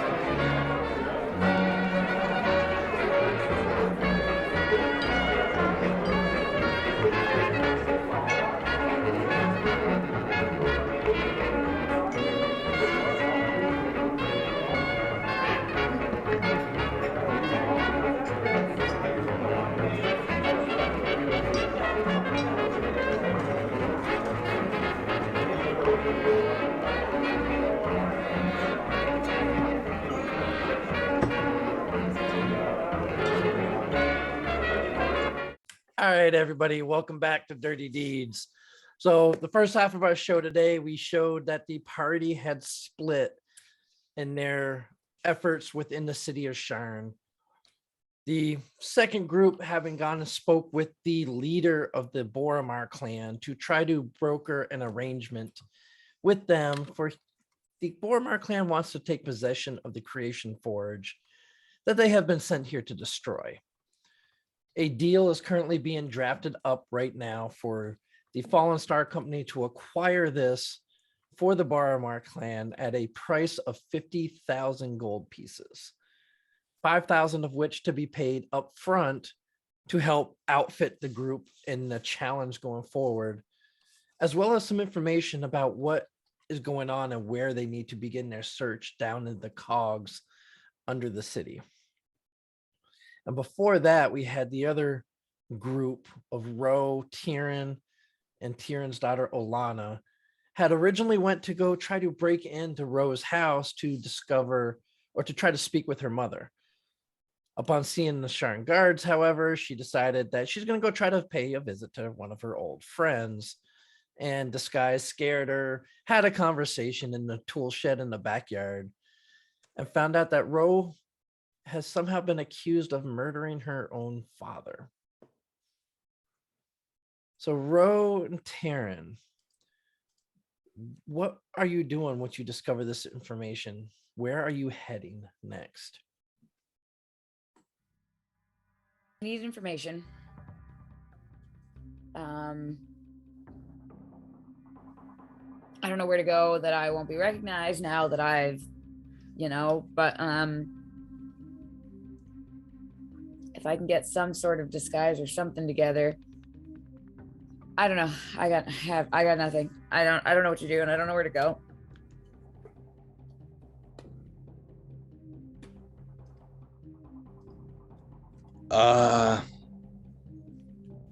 Let's just head back down to. They're in Lower Dura. Lower Dura. We're in Upper Dura. You are in Cliffside, which is just off of Upper Dura.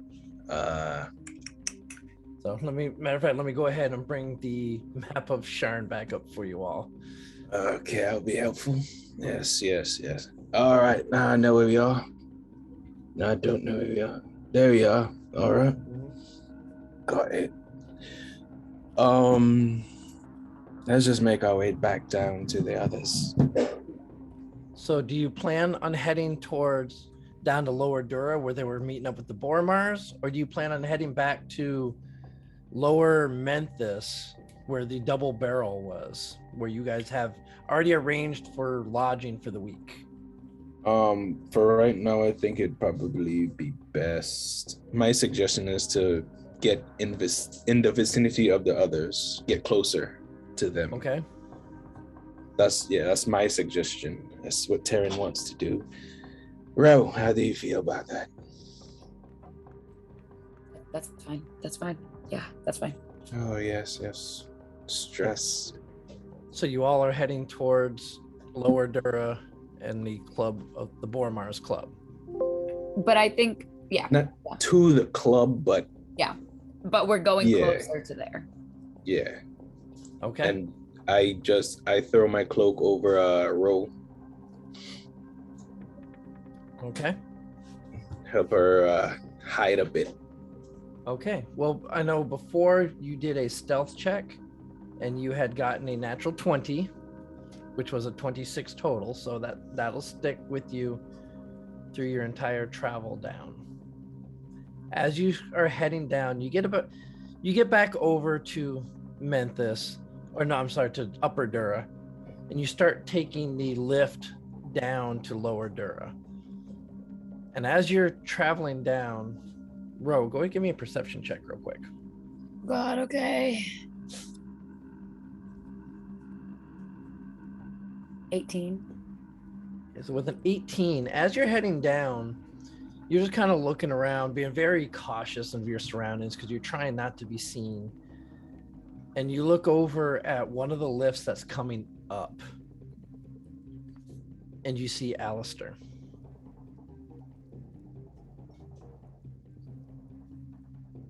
Go by. You see him looking much older than you remember. For he was only about 13 years old when you left. And now he seems to be a young man, standing upright, kind of keeping himself covered up a little bit. You see two halflings that are clearly Boromars flanking him. Taryn, can this thing go back up? I think this is a down one. So yeah, so this one is going to go down, shift over, and then work its way back up. So you're currently in between Upper and Middle Dura at the moment. And they're going up. They're going up. My brother just is over there. I don't think we can switch directions in time. No, I don't think we can. Should I yell? Yes, probably not, but I know you're going to. Oh God. Ah. And I'm sure I it's yell. great. Fuck. What do you yell? Hey, you, wait, do I know her brother's name? No. No. Just thank you. Hey, you. Okay, you yell, hey, you, and you see the figure kind of glance over. Ro, did you pull your hood back? Mm-hmm. You see a look of shock on Alistair's face as he looks down and sees you. I didn't do it. Whatever And they then- told you I did, I didn't do it. And then you see him kind of heading towards the edge of the platform. And I he's didn't just do it. glaring down at you. And he jumps. And you see him kind of, his cloak just billowing in the air as he lunges down towards you. I panic cast Featherfall. Okay. You cast Featherfall on him and he slows. And you see almost a look of confusion on his face. Taryn? And he's slowly descending towards the platform. I throw a rope to him. He completely ignores it. He's fallen like he's going to land right on the platform. Oh, you're okay, at. cool. Well, then, never mind. He's descending slower now. Oh, never mind. If I saw that it was lined up, I don't throw a rope. Yep. You know So what he's doing. Yeah, no. So he's lined up. He lined himself up with this. And as he starts to get within 20 feet of landing, you see him slide a rapier out of his belt and then pulls a dagger out with his other hand. I see it happening and I unwind my whip and I take my rapier out. All right. He's now 10 feet from the ground. Just glaring at you, Ro. He's a lot. falling slowly, right? Yeah, he's coming down slow. I hold them Can I both out. just grab him out of the air and just take him to the ground? You can okay. So He's you have to wait till floating. so he's descending at 30 feet around. So he's not going to take damage when he hits. But it's also because the platform you're on is going down while he's slowly descending, but he's slowly approaching the platform. And so as soon as he lands, you want to try to grab him. Yeah, like when he's getting ready to land, I'm sure he's focusing on Ro, so I'm gonna just grab him. Okay, go ahead, give me a grapple check. So athletics or acrobatics. Let's go with acrobatics again. 18. Okay. You go to grab him, and as soon as you touch him, he vanishes Well, that's a new trick. and then pops up behind Ro. Mhm. Ro, Okay. Good. I need you to roll initiative for me. Fine. Aaron, if you're gonna get involved in this, I need you to roll initiative too. No, Fine. I already tried, so I'm gonna just If let it happen. siblings are going to act like little shits, we're gonna have to beat them down. All right. So what did you get, Ro? 10. Okay. So as you see Wait. him just kind of vanish, and you hear him pop up behind you, he makes 2 attacks at you. Fine. Can I roll I don't initi- even. I You just can take roll them. initiative as well if you want. just in case? I'm not gonna do Okay. anything, but just if it's just to be in the order. Oh shit. That was a waste. Natural 20 for a Moving 25 on natural initiative. Okay. So, Ro, Yeah. first one coming in at you. Yep. It's going to be a 26 to hit It hits. with his rapier. Fine. So you're going to take 7 points of piercing damage as he stabs it right into your lower back. Sure. And then he comes across with the dagger in his offhand. Whoops, wrong one. I need that. That is going to be a 21 to hit, It certainly hits.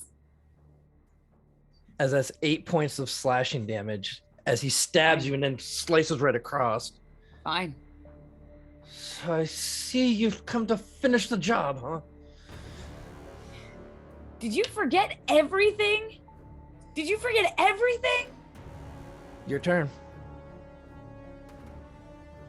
If anything, I'm gonna try and grapple him. Okay. Is Right. that string? Acrobatics or athletics? Oof, acrobatics, heck yeah. Fudge. Look. Okay. Wait, no. That's Dex, right? Does Cat's Grace work for this It's too? done. It's done now. Oh, okay. Luck. That's a 20. Okay. 30, 20. 30, 20. Okay. You how do you wrap him up? I literally like if I can like whip his rapier and literally just like whip around and like get him around the neck. Okay. So you've got your brother now wrapped up around the neck. I was just like, but what are do you really think I would have done this and run? He is going to try to break out. Tyrion, you doing anything to get involved? Not yet. Okay. So he's trying to break out. So it's his athletics against you, or his acrobatics against your athletics. So give me another athletics roll, because you're trying to hold on to him now. -1. You can call Gift of Luck, but you got to do Gift it of Luck. before. Okay. That's a 19, so I'm good. Well, that Did I gives roll? gift of luck gives you advantage. Okay. 19. Okay. So you're able to hold on to him. He's like, go ahead, finish me like you did, father. And I would never hurt any of our family. And if you remember anything about me, you would know that. And I let him go. Give me persuasion.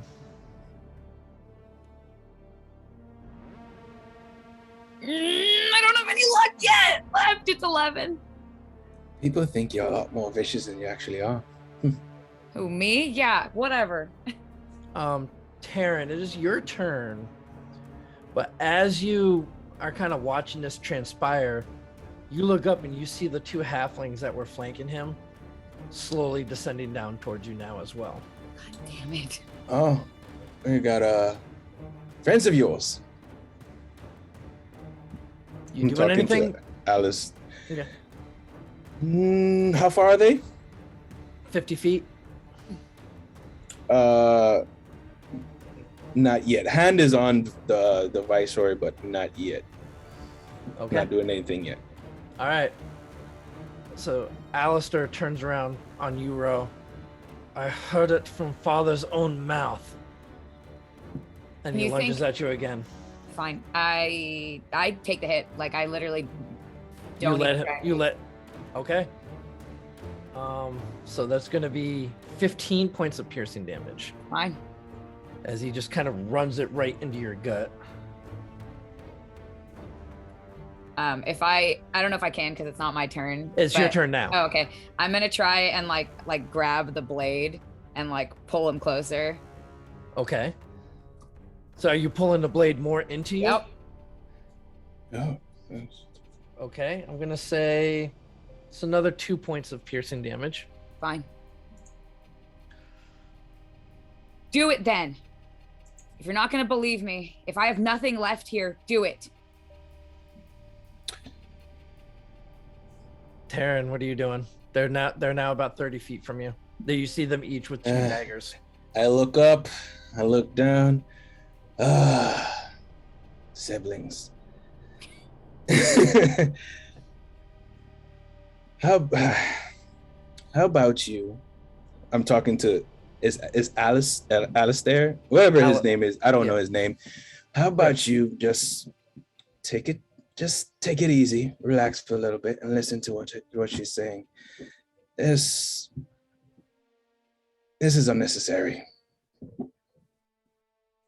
And now the vibe story is out now, but I haven't, it's not in bow mode. But yeah, just take it easy, relax, and let's talk it out like adults.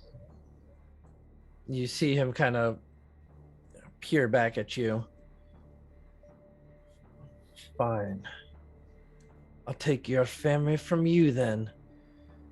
And in a blink, you see him kind of disappear again. And you see him pop up behind Taryn. And he takes a swing at you, Taryn, with his dagger. The rapier is still sitting in your gut row. Fine. There's going to be a 26 to hit you, Taryn. 26 hits. It's good.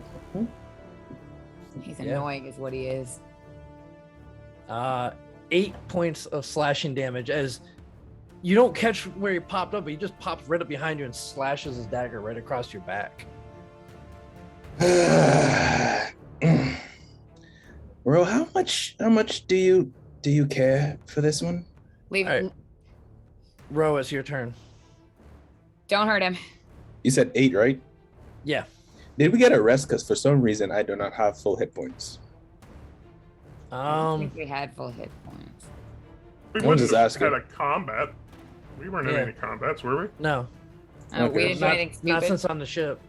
Yeah. Okay, cool. I'm just Uh, gonna try and, like, if he's so where is he now? So he's standing behind Taryn now, probably about 15 feet away from you. That's fine. I'm Oh. gonna.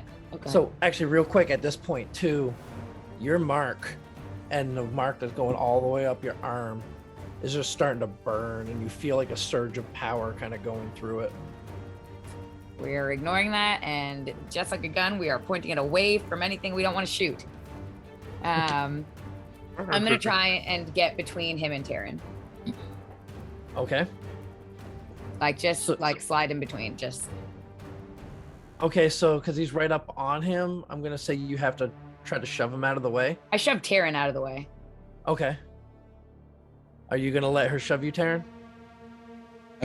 I'm obligated to let this sibling this sibling argument continue for now, but yes. Okay. I'm keeping my eye on the halflings, but yes. Okay. And I just get shoved and I said, kid, just calm down and relax. Go ahead, give me persuasion at disadvantage. You have to. No, Oh, I did. But, yeah. Brandon. 14. you don't. You have to call it beforehand. Yeah. 14. 14. Okay. All right. Let's see. That's your turn. It is now Alistair's turn. Alistair just kind of looks at you, Taryn, looks at you, Ro, As the grip on my bow tightens. and you see him kind of tighten his grip on his dagger, and now you see the hilt of his dagger Actually has the Boromar clan symbol on it. Tell me why you did it. I didn't do it. Father's own lips. I heard it. You. Doesn't matter what you heard. I didn't do it. What do I gain? What would I gain from this? Nothing. You see him just gripping the dagger even more. It's almost fighting an urge to try to cut you again. You killed him, left him for me to find, and ran. Would I do that to you? I wouldn't do it to him. Would I do it to you? We all know he wasn't your real father. What? We heard from Uncle. What? You resented him because you never got your mark.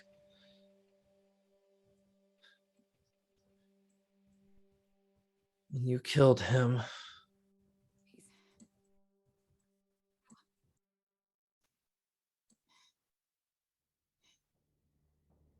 I didn't kill him. Who's my father? What?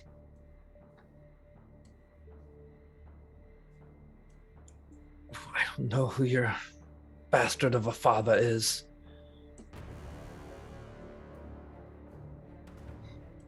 Who's in charge now? Who runs everything now?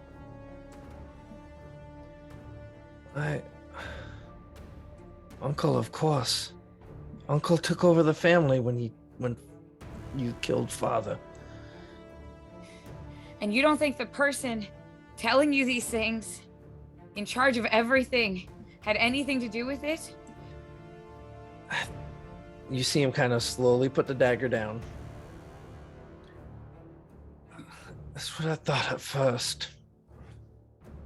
Until I went to the clerics myself and I heard it from father's own mouth. He was wrong. The clerics said that the spell they used allows the spirit to speak and answer questions. Yeah, to the best of their knowledge, to the best of their ability. If someone fooled him before he died, I didn't even know he died until 20 minutes ago. Give me persuasion. And I'm going to say with advantage, because I'm thinking by now, Taryn, you probably noticed that Ro has tears kind of welling up. Nat 20 for a 22. Okay. Crit fish, roll it again. You have advantage. Well, I mean, she got a nat 20. That's not she can get higher. And you see him just staring at you. But I heard it from his own mouth. I don't know what happened, and I don't know what to tell you. The Boromars ran me out of the city. As you say that, the two halflings land on the platform right beside you, Taryn. Hey, welcome. How do you do today? And they're both just kind of standing there looking at you, looking at Alistair, looking at Ro. Just a little conversation, fellas. Nothing to worry about. I'm bleeding. Yeah, you are. You still got the rapier stuck in your gut. Yeah. Now, you hear one of them shout, Master Alistair, everything okay? I'm gonna pull the rapier out and then just drop it. A little bit of blood spurts out from it. Yep. Yeah, look like it hit. You see Alistair reach down, picks it up. Why have you come back?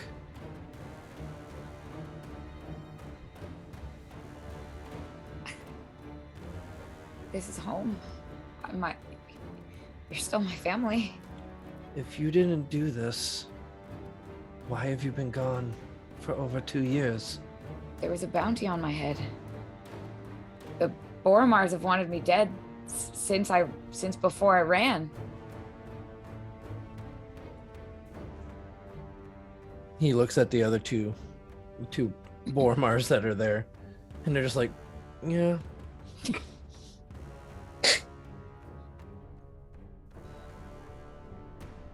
Well, what was the bounty for?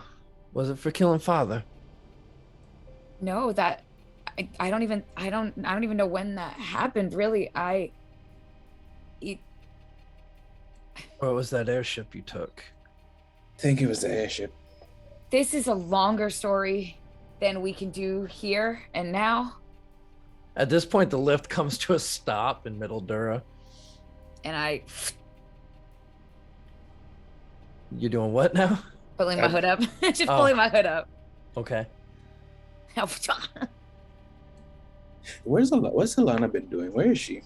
So she's been sitting there trying to follow your lead. She's got her bow out. She's got an arrow knocked. Just looking around like, okay, what the hell am I, like, trying to figure out what's going on here. Kind of taking lead off of you.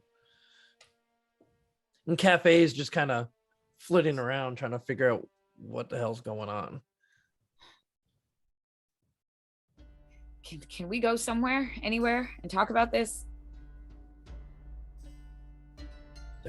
They will arrest you on sight. I know, which is why I'm saying somewhere else, not in sight.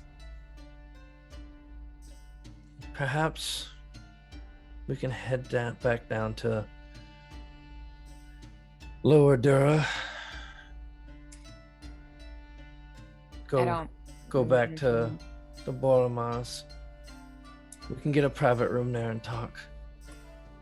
No, we're not going to do that. We're going to go somewhere neutral and not Boromar heavy. And I glare at the other two. They both look, just glare right back. What do you have in mind then? God, And I don't want to take them around. where I don't want to take them where we're staying. Okay. Just like lower. There's other Yeah. lesser known taverns and stuff in the area. Yeah, something out of the way that's like not well frequented. That'll be quiet. Okay. In Middle Dura? Yeah. Okay.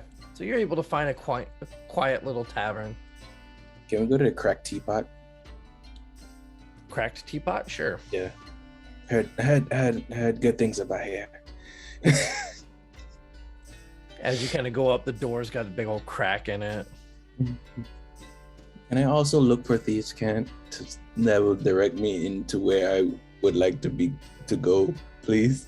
Give me a perception check. At some point. You're not finding anything. As you just rolled a 10 on perception. I should have did the luck. That's what I should have did. I forget. Yep. Alright, so you guys work your way into the Cracked Teapot little tavern. Just a little hole in the wall place. There's only like one other patron in there as you walk in. You grab a table. Alistair's just sitting there staring at you. You can still see the anger seething in him, but there's a part of him that you can kind of tell just wants to believe you.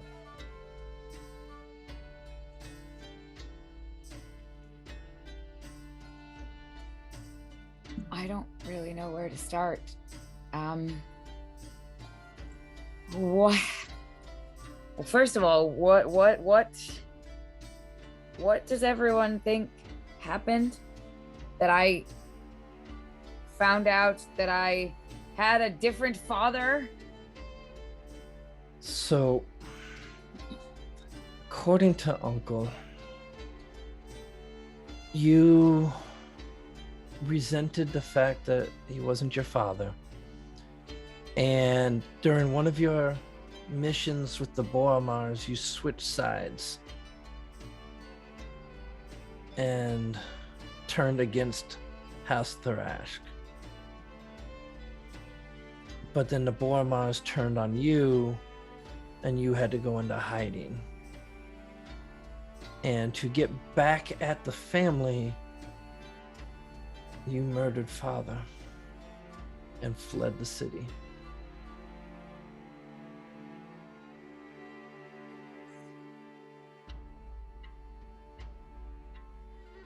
I was sent to the Boromars and was supposed to convince them that I'd turned against our house. Just to mine information and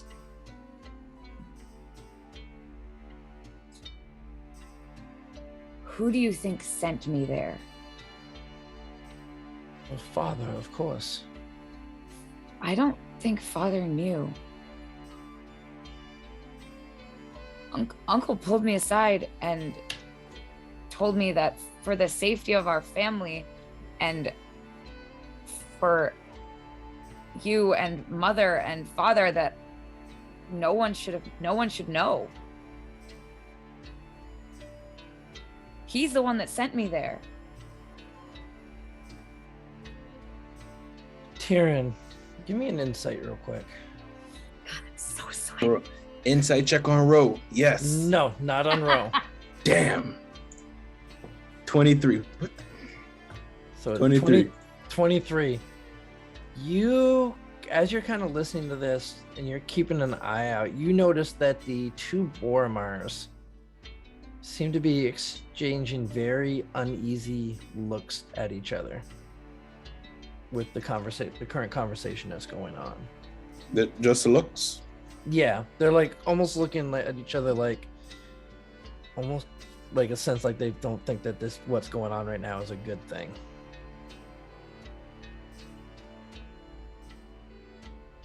All right, I clock that. So then Alistair chimes back up. So we all know that Uncle Ulrich is trying to improve this family seat within House Thrash. Yeah, for himself. Who's benefited from this? Because it certainly wasn't me. I've lost everything. And he just kind of stops and thinks about it a little bit more. But why you? I don't know. Why would he frame you? What would he gain out of that? Someone had to take the blame, right? And I was just stupid enough to follow what he said.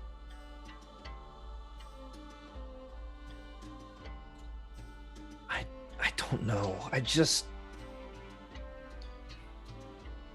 For the last 2 years, this has been on my mind. Sorry. Oh, Yep. sorry. No, go ahead. Are they still exchanging those looks with that last part? They seem to be a little bit more uncomfortable now. Something amiss, friends. I'm sorry, what? Is there an issue? No issue at all. You Can sure? you guys go sit anywhere else? Of course. Come. We have been assigned to protect Master Alistair. Yeah, go sit at the And next we've been table. assigned to protect Ro, but it's fine. We're just gonna be right over here. You can protect him from over here. We have eyes. Follow me. And I'd walk them over, and I look to the bartender, like, and I just signal like 4, please. Okay. So now at the table, Ro, is just you and Alistair.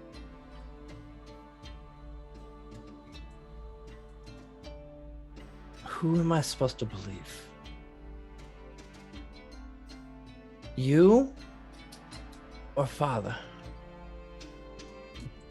I don't think something must have happened that convinced Father of my guilt before he died. I don't know what it was. I have learned about all of this today. Last I knew, everyone was fine, and I had to leave or die.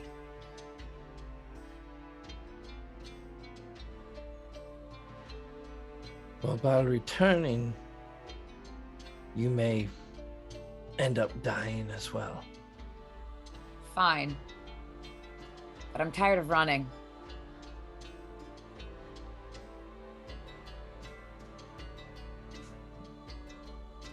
While all this is going on, Echo, Steel, Halceris, you all are sitting there waiting. And after about 20 minutes of waiting, you see that same halfling before that was dressed up that brought you upstairs comes down and puts a couple scrolls in front of you and drops a coin purse on the table in front of you.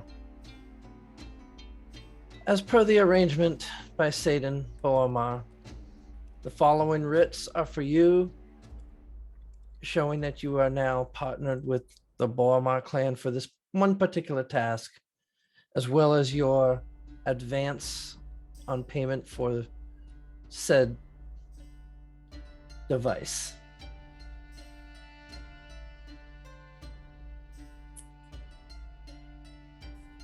Yeah. I will, just if you do not mind, I would prefer to look at myself.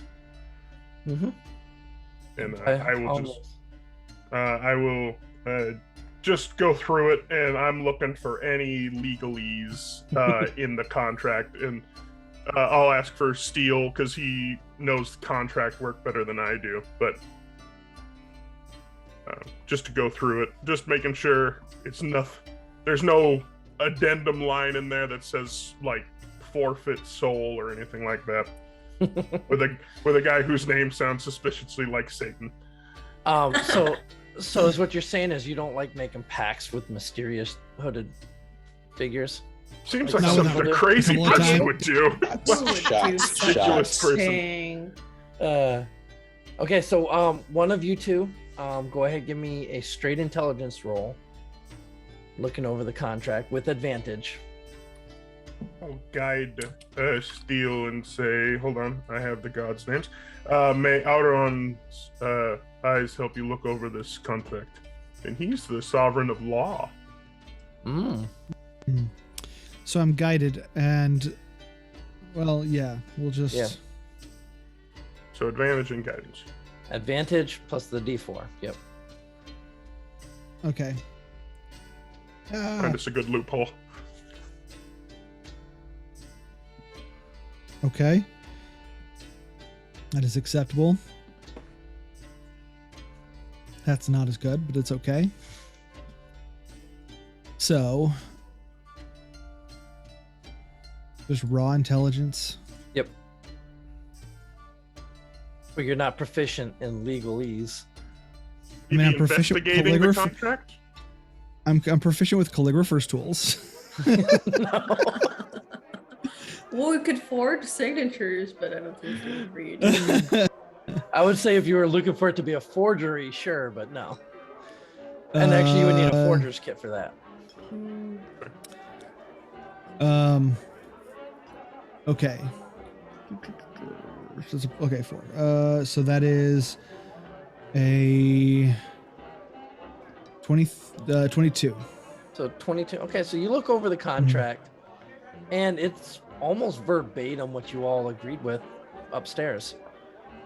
There's even So the we addendum are- in there that if in the event something happens and the forge is destroyed in the process, Or that lost. you all are not, or lost. That I'm gonna you are put a not- little. We'll put a little that it's I'm Yep. just gonna put some little notes in the margins real quick, and just be like, if it's destroyed or lost in the process, we are not liable. So you Just kinda- that is actually in there. Okay. Okay. But if Uh, there's also a part of the addendum that if it is discovered that you've deceived the Boromars in this, that there will be repercussions.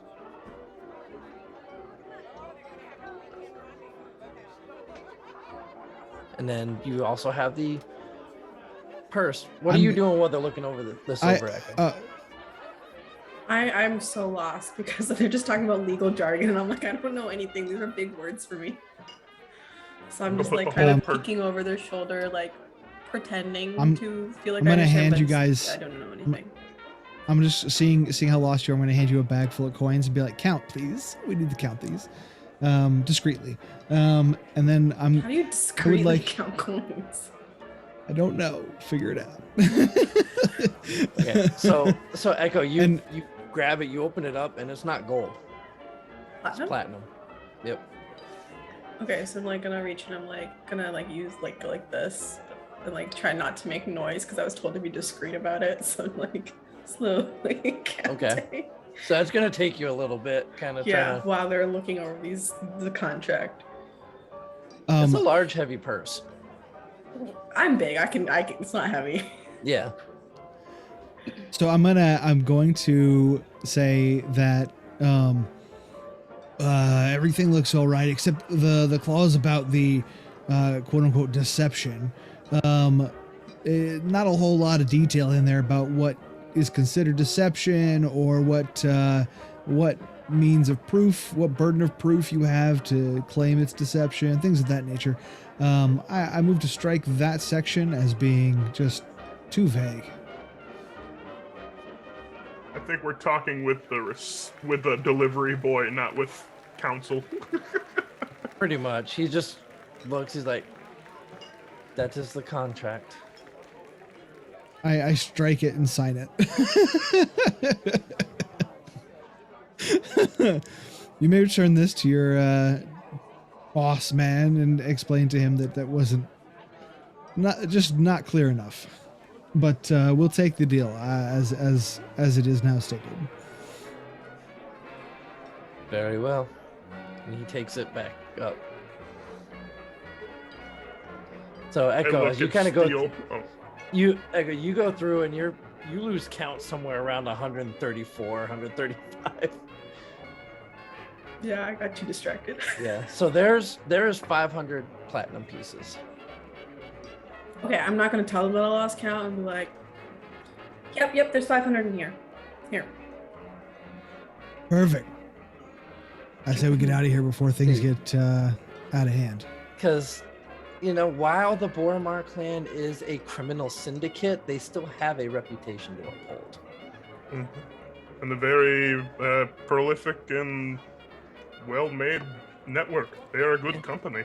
If they were not honest in a lot of stuff they did, they probably wouldn't be as successful as they are. Of course. Up and up. Honesty is always the best policy. I always seem to tell the truth. People never believe me. Me too. Yeah. Very well. Let's just go.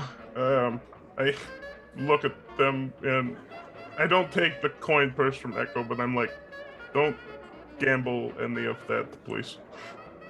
Oh, I don't know how to play too well. Like, I thought it was fun. I would never. Okay. Just walk Inside over check. and drop the entire bag The on whole like bag on one roll. Let's go. Oh, please do. Double or nothing. Maybe Don't- once we get whatever we don't do, share. don't tell Ro. Lost it all. Oh no. Okay, so where are you all headed? Back to the double barrel. Yeah, back to our rooms. Okay. All right, so going back to the very uncomfortable situation at the cracked teapot. Alistair kind of looks at you. So we must find a way to discern what's actually going on here. Yeah, that sounds about right. And if it comes out that you did kill Father, one of us won't survive. It'll be me. I'm gonna return home and try to see what I can find out. There's a ball in 2 days. Uncle is going to be rather busy. Perhaps we can discuss or discover stuff when now that's taking place. All right. Fine. All right then. I stand up. I give Taryn and Alana the look, and I very slowly reach forward towards Alistair and see if he lets me, very slowly towards his head. He pulls back from you. Not until we figure out what's really going on here.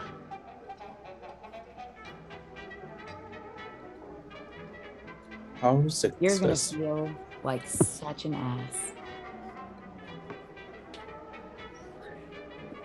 And I Part of me hopes you're right.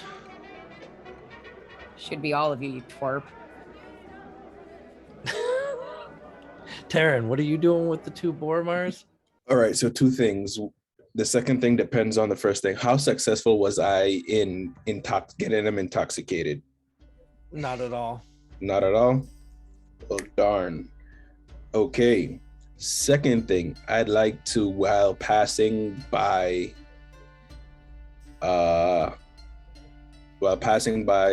Alice, the boy, I can't remember his name, but whatever. Alistair, yeah. While passing by, I want to, as discreetly as I can, try. That's gonna be too much. I just want to in passing. I just want to say, be careful. Watch yourself with those 2. I think they know more than they lead on. Yeah, well, watch yourself around her. She I can tends to handle stab her. her family in the back. It seems like that's hereditary. It runs in the family. As I point to the stab wound in my back. Yeah. You're not family. To you. Yeah, true. But You're a means to an end. an ends to a mean. Who knows? And he just walks away. He walks away. And you see the 2 Boromars kind of follow right in tow with him. I give him an eye. Not a knowing eye, but how to explain it? A knowing eye. I give him the I know. Okay. And a wink and a smile, but I know. And when they leave, a few minutes after they leave, I said, yeah, I know we should be getting back to the others, but I want to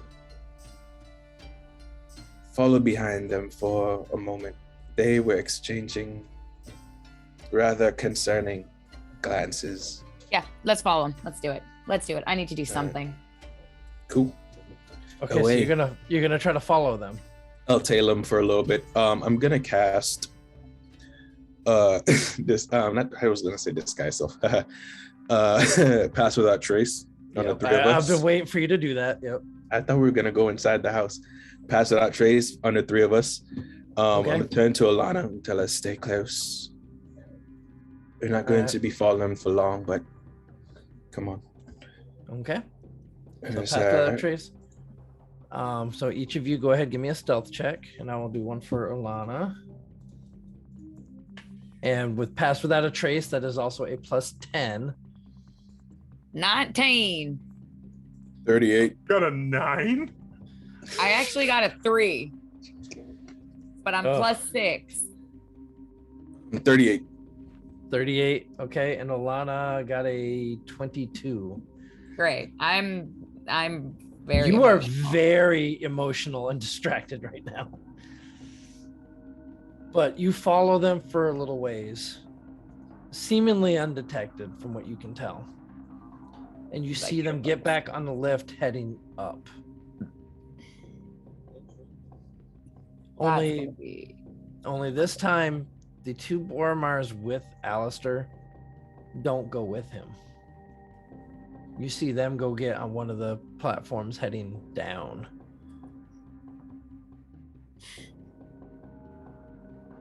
And we follow. Who you following? Which We one? don't follow Alistair. We follow the Boromars. Okay, so you're gonna go catch the next platform heading down. Yeah. Okay. Down is where everyone is. Where is? So I'm back at trying the to run. map of Sharn. Right now, you guys are in Middle Dura. Everyone is in Lower Dura right now. Everybody, nope. So the rest of them are heading back to Lower Menthis, where the double barrel is located. You don't know that, but you know that that's where you all were supposed to meet back up. Okay. You do know, however, that they were going to Lower Dura, where the Boromar's casino was. was. So, And yeah, that's where what I the- mean. Was I asked? What? Is it time yet to meet back up, or am I assuming that that's where they still are? That's So you guys never actually established an actual time to time. meet up. Of course Right. we didn't. right. Factories, no fallacy. So not only did you split, but you didn't say, "Hey, let's all meet back up at noon." That's actually not true. We actually said that if anybody's not back by the next morning, Well, that yeah, then we'll come looking for you. So Okay. you have until daybreak. yeah, basically, that's true too. Yeah. So it wasn't a specific time; it was more of a time of day. Yeah. Well, I assumed that sneaking into her house might take a long time, but then it didn't. So That yeah, is because also they true. didn't end up sneaking into the house. Whatever, guys, I got stressed. Understandably, could have been Yeah. bad if you actually snuck into the house. Could Now have. that you know what's going on. Yeah, yikes. But okay, so you guys are following the Boromars down to Lower Dura. Yeah. Okay, so you get on a second platform that's heading down, and you start to follow them. And it's kind of hard to see them because the platform's directly below you. But when you get down to the bottom, you see them off in the distance, heading in the direction that, especially you, Ro, because you know where this casino's at, heading off towards that area.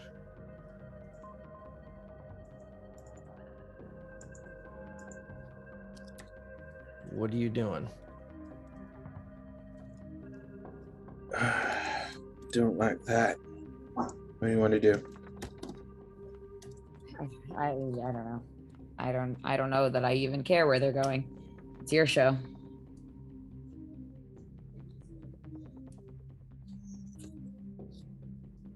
That 38 is still running, right? Yep. I like trip over the occasional like cobblestone. What you doing?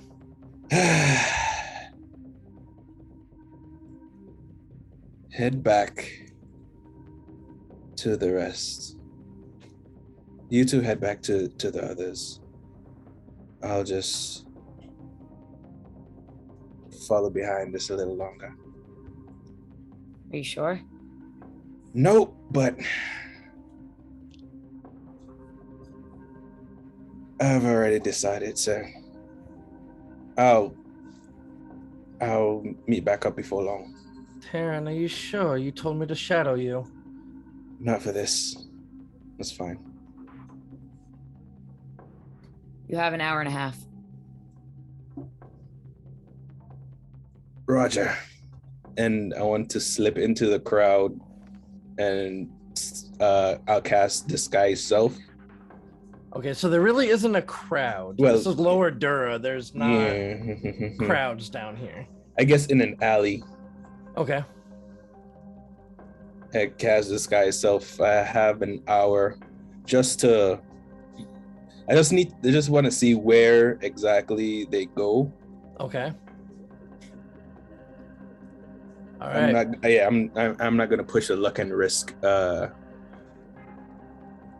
So here's what I'm gonna need you. I'm gonna actually need you now to give me a new stealth check, because pass without a trace and It's a disguise self are cons- both concentration. Nope. Wait, is it? No, it's not. It's not? No, and I can cast it.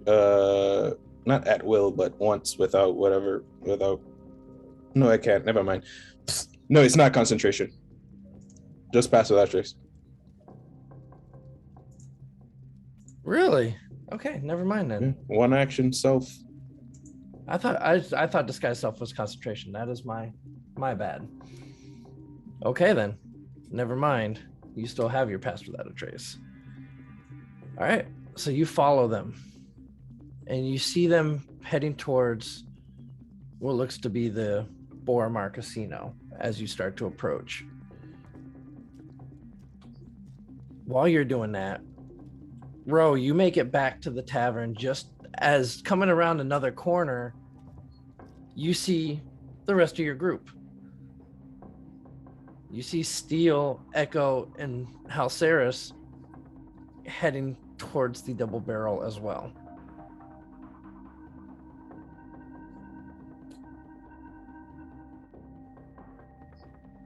Hi, guys. How'd it go?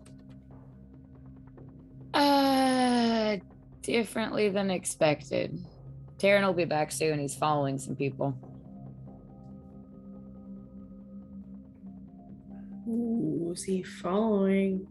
Boromar's. I think we all need a drink. Yeah, several drinks.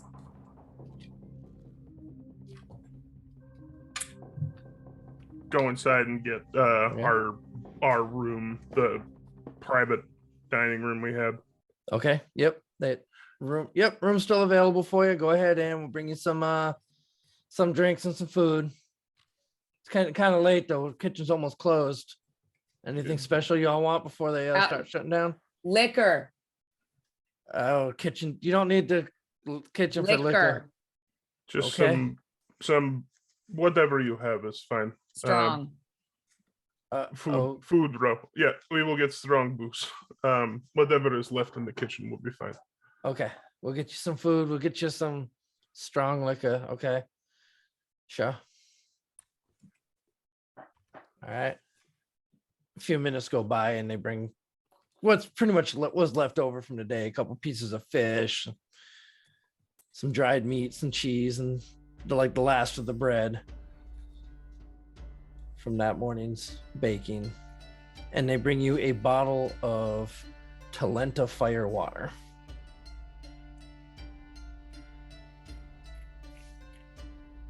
You just take the bottle and guzzle. Yep. Give me a Constitution saving throw. Sure. You might want to That's a 9. slow down there. You get the first couple gulps down, and then you just start hacking and coughing as some of it goes down the wrong pipe, and it hits your stomach, and it just you're Oh crap! I'm like, the throat halflings could is on barely fire. stomach this even where I was from. So, yikes. I look at her coughing, and then I notice several stab wounds. It's like, what the heck? What the hell happened? You were in a fight? Yeah, with my brother. Did we all know she had a brother, or did she only say it to Halceris? I forget. I think only Halceris knew. I You don't have remember a if she brother? told the whole group. Tyrion now knows. Tyrion I now have knows, a brother, and he stabbed me like 3 times. Is that how you say hello to one No. another?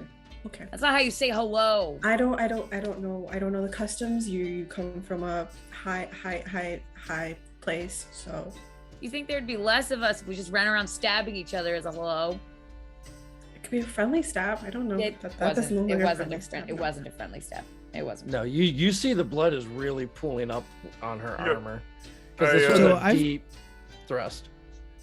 Does this Does this sound familiar? Because I didn't have a horrible roll, but now that I'm staring at Ro and I know this fact, does this seem at all suspicious to me that something's been going on?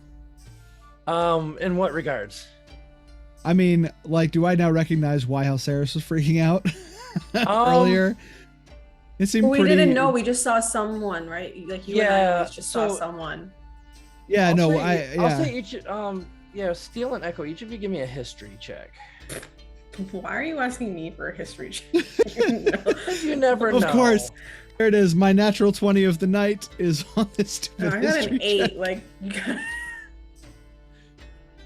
I literally just asked her if they stab each other as a welcome. Okay, you can't ask me for a history check.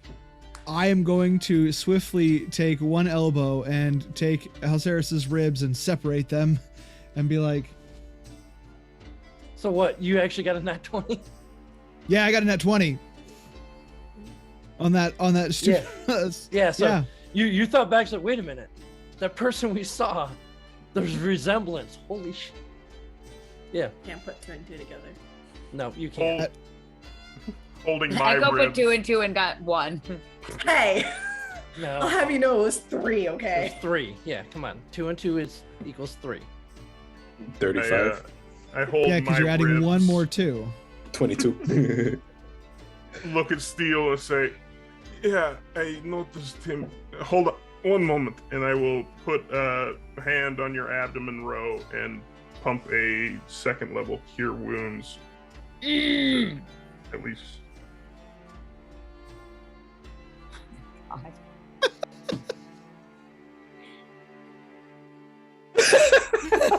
All right, bud. Okay, so I was just informed by the tech goblins that I must now sing for the next 10 minutes because the donation, or 30 minutes.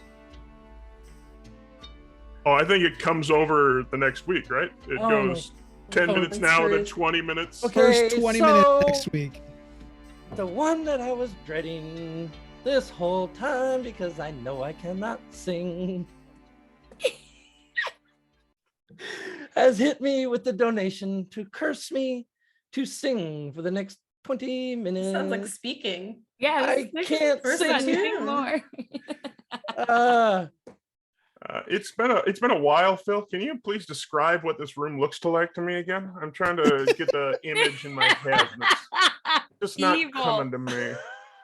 I want to know what's happening with Tyrann. As we come to the end of our story, the group wait, recounts what has happened for the day. before we do that, how much healing? All right, I suppose I should actually do it. It was more important to hear the singing. Let's see. Hear the singing. 1d8 plus 10 plus a d8 for that. 17. Butte, thank you. That is a success, a big success. Can we Well, get a since little we more don't- jazz in it? Yeah, I feel like it should be a little bit more feeling. Spunky. I think this Like, would what be a would we fair hear if we time. went to that club? Like, what's going on stage? As much as I appreciate Phil cringing, but this might be an appropriate time for us to sing a song we have not sung yet today. Absolutely, that will come in a moment.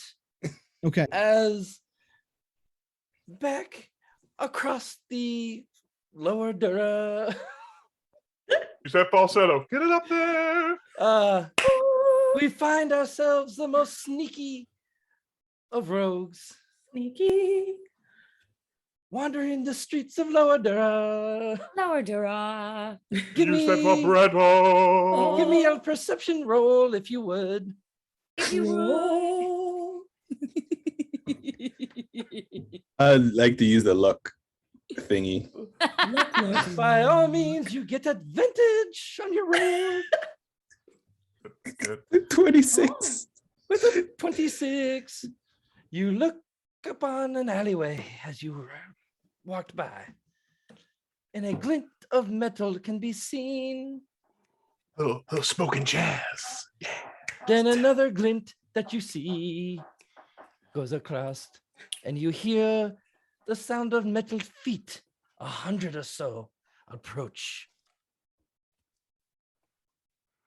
As you look down and you see what has been described to you as a large metallic centipede approaching you from the alleyway. I think it's time to utilize.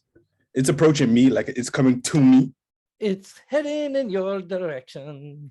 I leave, turn around in a brisk walk. Time to go. And as that Out. is where we shall pick up next week, Pick up.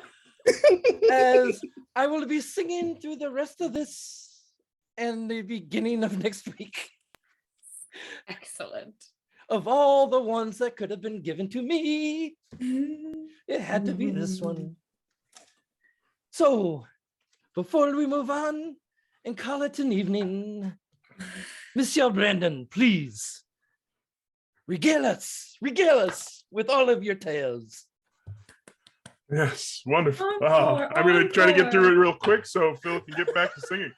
The Games Tavern is partnered with the Games Tavern team is partnered with No Kid Hungry to save money, to raise money. So you have options to support the cast of this show with charitable giving, like giving our DM the gift of song. It also supports hungry kids. With each dollar raised, provides 10 nutritious meals for hungry kids. No Kid Hungry helps kids get a better chance with breakfast programs in school because learning when you are hungry is really hard to do. Donations are live. This will help your favorite streamers get an edge in the various shows we have running throughout this week. Our current goal is to reach $5,000 towards this wonderful charity. So far, we have reached $4,750, which 4,000. That's so much money, guys. That's wonderful. It's for someone who does work with food and tries to do a lot of charitable giving with that. It is amazing to see. That's 47,500 meals, which is truly wonderful. To Chet. Well, don't forget to subscribe to the Games Tavern YouTube channel right now. Subscribing is free and you don't miss any of the action on this show or any of the other wonderful shows that we'll be putting on. And all of the show's content is absolutely wonderful. We've got a bunch of other stuff that's in the queue coming up as well that you'll want to be checking out. So head on over there so you get updates as everything gets posted. Leave a like, some positive comments, and anything to help bring in some more tavern goers. We really and come back and join us for the rest of next week when we finish out all of our fundraising goodness. All right, Deeters. Be sure to visit 1985games.com and check out their mystery dice packs and other great tools for your games. And get this, if you use our special show code DirtyDeeds1985, no spaces, you can get a 10% discount on your purchases. 10%. 10%. 10%. 10%. A humongous thank you to Shard Tabletop for sponsoring the show. Please go to the link in chat to check it out yourself. And don't forget to use the code TGTShard20 to get your 20% discount on your DM Pro and other subscriptions. That's 20%, folks. 20%. 20%. And with that, I think, Nix, if you would please announce the winner of our giveaway this evening. The winner is Turbo KKV. Woo! Congratulations, Tech Congratulations. Goblins. We'll reach out to you on Twitch to get the information to send you your awesome prize, which is the Eberron campaign bundle from D&D Beyond. And as we have completed this portion, because I must sing, so must we all. As we are going to sing to our friend Taryn, happy Birthday to you. Happy birthday to you. Happy Happy birthday, birthday, dear dear birthday Happy birthday to you. so bad, guys. And many Epically awful. more. And on that final note, stay dirty, everyone.